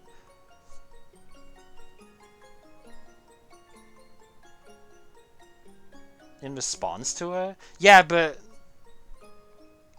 That doesn't sound right, like... No, because this is an inherent special summon, right? You just discard the monster and then bleh! Swap Frog just pukes itself onto the field. It's like Cyber Dragon in that way. So yeah, it would have to be activated after Swap Frog gets played. Because there's no way you would blind shotgun Max C on this. So okay, let's go, wind back and let's go through the stuff again. This is gonna look great on the VOD stuff, I don't care. So we'll put a counter on for every summon that I can remember in this chain so far then. So we would have Ronin Toden is 1. Big Fishy was a normal. Yeah, it probably would be better to respond to Big Fishy, but we'll assume... I'm going to assume Swap Frog at the moment, but that might just be a bit overzealous. Yeah, we're going to... So it's Ronin Toden is 1, then Big Fishy gets played, then Big Fishy activates, that's 2. We get the Hyper Librarian out with the Fishborg and the Unshaven Angler, that's 3. We bring the Fishborg back from the graveyard to get another Synchro off, that's 4. We sync that off with the 2 Oystermeister that gets out Gungnir, that's 5. The 2 tokens get triggered as separate chains immediately after the, like, every time your opponent special summons a monster, immediately draw 1 card. That would work actually as the 2 separate things, because it does happen mid-chain. So that is actually 2 separate summons. Fishborg comes back, that's 8. We sync off with the whichever, I think it was Stardust is what I made next, or the Big Fishy, so that's 9. Little Fishy Fishborg comes back, that's 10. Sync that off with the one of the Oyster tokens, because I wanted to get the 2 draws first. We make Formula, that's 11. Fishborg comes back, that is 12. Sync that off with the to get Light Gazer as the other level 8, that is 13. Fishborg comes back, that is 14. Recipro Dragonfly comes in, that is 15. Sync off all of the Dragonfly, the Formula Synchron, and the Duda to get Quasar, that is 16. So then we've got Premature, which is special summon Substitute, that is 17. We've now got the Fishborg that we've just brought back, that is 18. I don't think we're getting 17 more summons out of this board, but damn it, we're gonna try. We're gonna sack the Fishborg. We will get out the Swap Frog, which will proc the counter on there as well, and we'll mill Ronin. Yeah, we have Avarice and Substitute, so there's definitely a chance here. I guess... Yeah, we just might with the Ronin Toden. I'm just trying to think like what the best overall way of doing this is. I have to assume that I only have 1 Formula Synchron because that's the way that I have it set at the moment. This deck has 2 because that's what I want to play with this deck, because the other line is to go Formula level 5, which generally needs another Formula Synchron to do it, but that's not what I have here right now, so yeah, we're going to assume that I don't have that.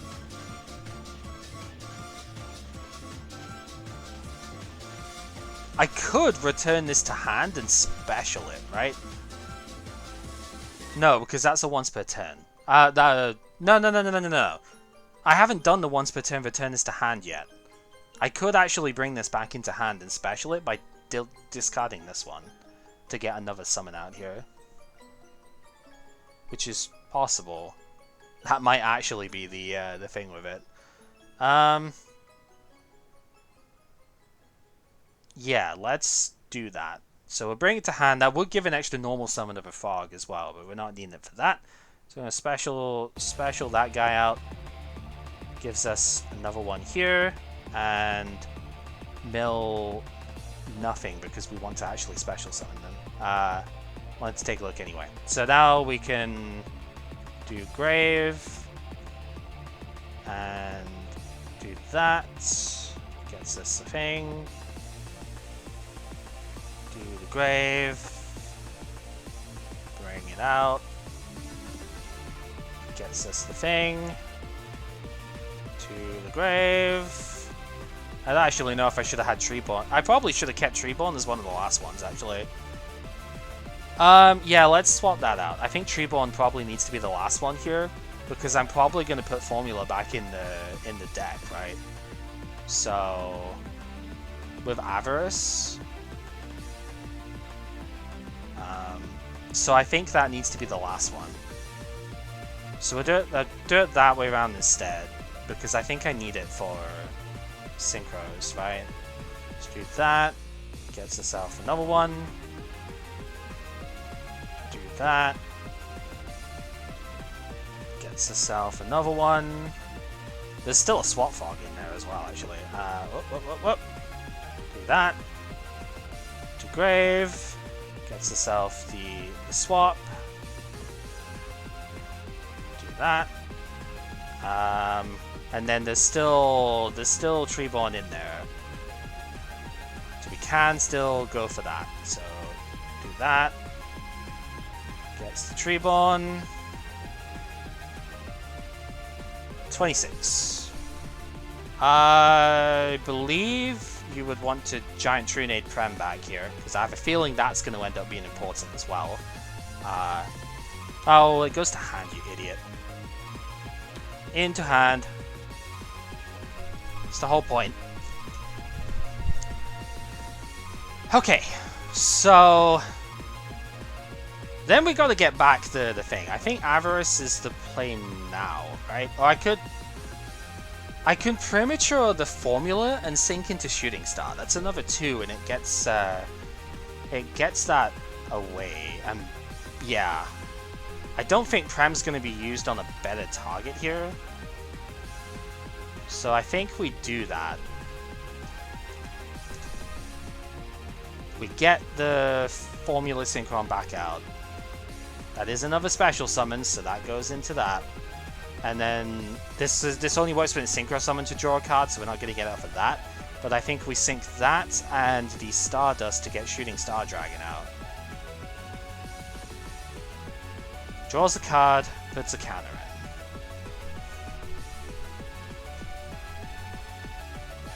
in. Then we need to Avarice.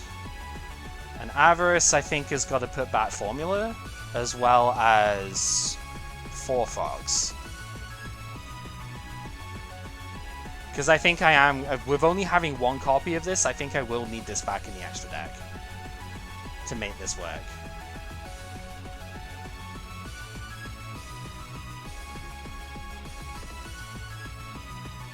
Pretty sure I'd need it back.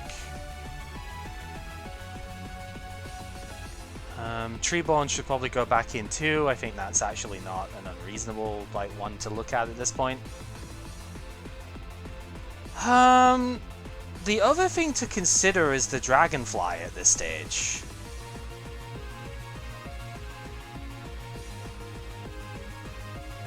Okay,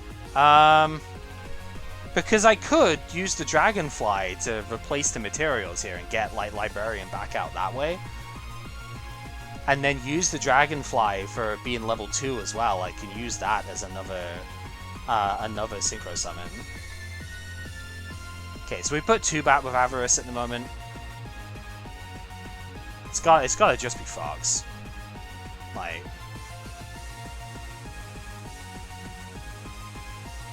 2 deck. And the other one. So that gives us the swaps and the tree pollen back. So shuffle. Draw 2. Oh yeah, let's confiscation that 33 card hand at this point. Seems good, right?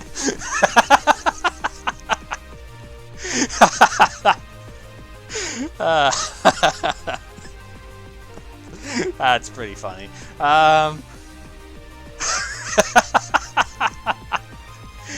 Okay, next step would be to... Oh, I probably should have put the Dragonfly back in, huh? Because I only have 1 copy of the Dragonfly in here at the moment.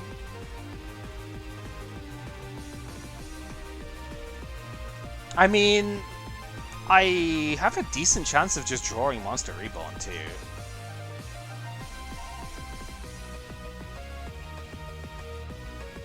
Alright, we're gonna sack that. Bring in the swap. I mean, I've got Reborn Graceful Charity still, so, like... Yeah, I don't know. So that's there. We don't need many more summons. So that's... 2 there. Gives us that. Sack. 2 there. Gives us that.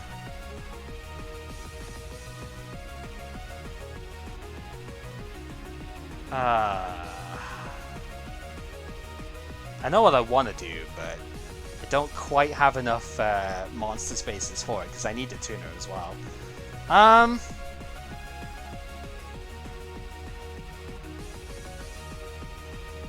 Because what I wanted to do is I wanted to try and get like the level 5 out here as well.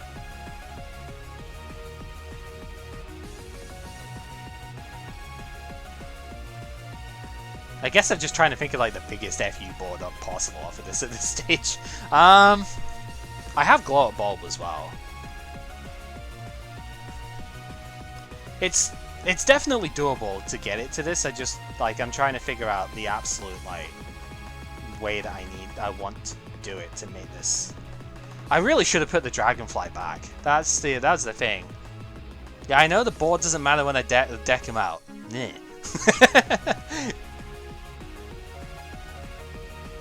Okay, I might actually have to start putting the counters on something else, because I think synchroing with Librarian is going to happen here.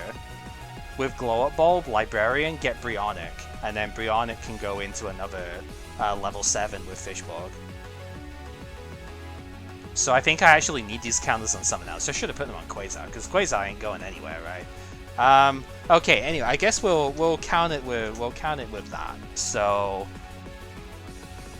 I think at this point we mill top, of course. Mill top, get Glow Up Bulb back out. That's the once per duel on that one. So that's, yeah, 32. You can then sync the Glow Up Bulb with the Librarian to get Brionic, because I have one of them still here. That's 33. Discard 1 from the 38 card hand that they have of it here, right? Discard Confiscation to get back the Duder is 34. Which can then get synced off into what the hell ever, basically. Sync it off into a 7 here. Black Rose Dragon, destroying our board. Yeah, no. Sync it off into Ancient Fairy. And that's the 35 that would be needed to mill everything out here. But just in case it wasn't activated at the point that that we'd want it to be, sack you, get the Treeborn Frog out. It's 36. And then discard 1 to get Fishbowl back is 37. And there we go. Even if it was activated on Big Fishy, which is 2 summons later than we were... No, 1 summon later than we were looking at before. I only needed 36. But yeah, it's that. And then I guess we can... We can't really go much further beyond, really. Can't really go any further beyond, if I'm honest. But I can sack these 2, at least, for Formula Synchron. Excuse me. Draws a card, gets us to 38. And we still have the Ancient Fairy Dragon summon, yeah, so we can still special summon with AFD. To go 39. 39 summons in one, special summons in one turn.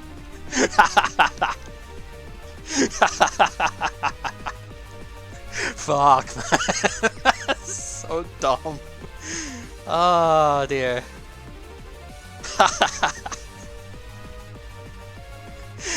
Oh my god. Yep. That just happened. And we did have Ronin as an alternative. Yeah, I just didn't want to fill up the board with Ronin Totems because you can't synchro with those. Yeah. I didn't actually until I realized that, oh yeah, Fishbowl Blaster counts for Max C. I was like, there's no way I can get that many done. But yeah, no, that's, you play Max C against it, and I'm just like, you know, crack knuckles, let's go. Jesus Christ.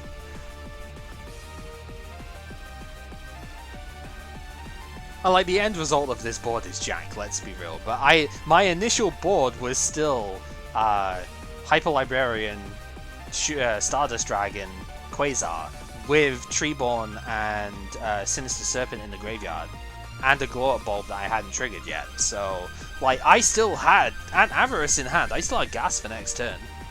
Right, because even if somehow a bunch of stuff like failed there, like, I don't know, he plays 2 Change of Heart Snatch Steal or something, and even if somehow I end up like losing Quasar for the turn or whatever, I still then have access to playing back through again, because it's like, yeah, Sinister Serpent Treeborn gives us fodder for stuff. I can then, you know, play through the negate with the Quasar, and if he somehow still has it or whatever, and then yeah.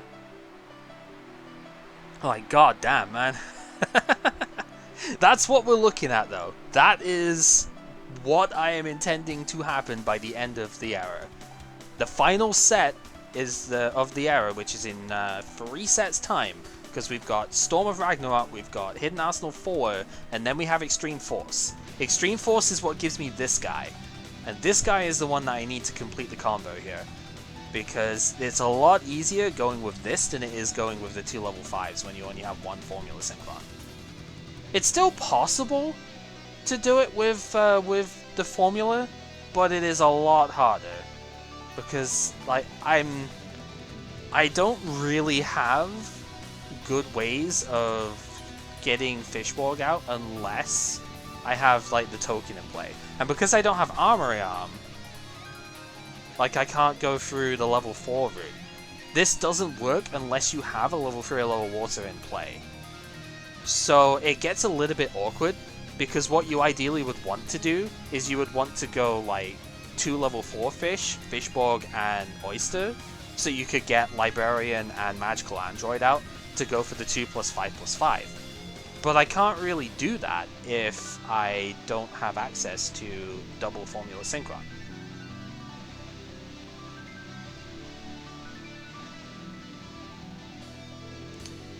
I mean, the alternative that could be done, though, is maybe you could go... maybe instead... Like, look how long this is going to take forever, but... Like, maybe what I could do instead is I could go the 2 level 4s, Oyster and do the face, and then maybe go for the fishbowl plus oyster plus level 4. Oh, dude, this is fucking free as hell. Like, oh my god. Dude, you want a free hand to start off with here? This is just the nuts. It's fine. We're done here anyway. Yeah, this hand is insane. But I just wanted to show like what I'm actually looking at for the end of this. This is like the womboist of combos that we can do in this era, I think. And may well get Fishbowl Blaster permaban from our setup here, but we'll see. Yeah, this hand is completely free because all I've got to do is Painful Choice 2 big fishies. But even then, even if I don't do that, I've still got, like, you know, Painful Choice, get rid of Ronin, Fog. I can even just, like, swap Fog and stuff back with it. There are, like, 500 different ways that I just win instantly with this hand. Or, not win instantly, but get Quasar out with this, and, like, Quasar Stardust everything out with this hand. It is absolutely insane. Yeah, TG Hyper Librarian, by the way, is a promo in 2011. As soon as the next set drops, technically we could actually trade for it now, because the Yusei Duelist pack that we just opened is in 2011. I might bring that up with Kib, because I think that might actually impact what I play next round. Because, yeah, technically speaking, we can actually open it, or we can actually trade for 2011 cards now. So, I might bring that up with Kib and see what he thinks on that one. Yeah. I don't need to go through the motions again, though. You've already seen what the two sides of this deck actually can do, because we saw the Fog side as well as the Fish side. We've seen what they can do, so I don't need to go through the motions again, but I did at least want to try and showcase just what I am planning for the future here. So, thank you guys so much for watching. Hopefully you've enjoyed yourselves. I'm going to get some dinner because I'm getting kind of hungry. It's like 25 past 7 or something, so yeah, I should do that. Alright, see you later everyone.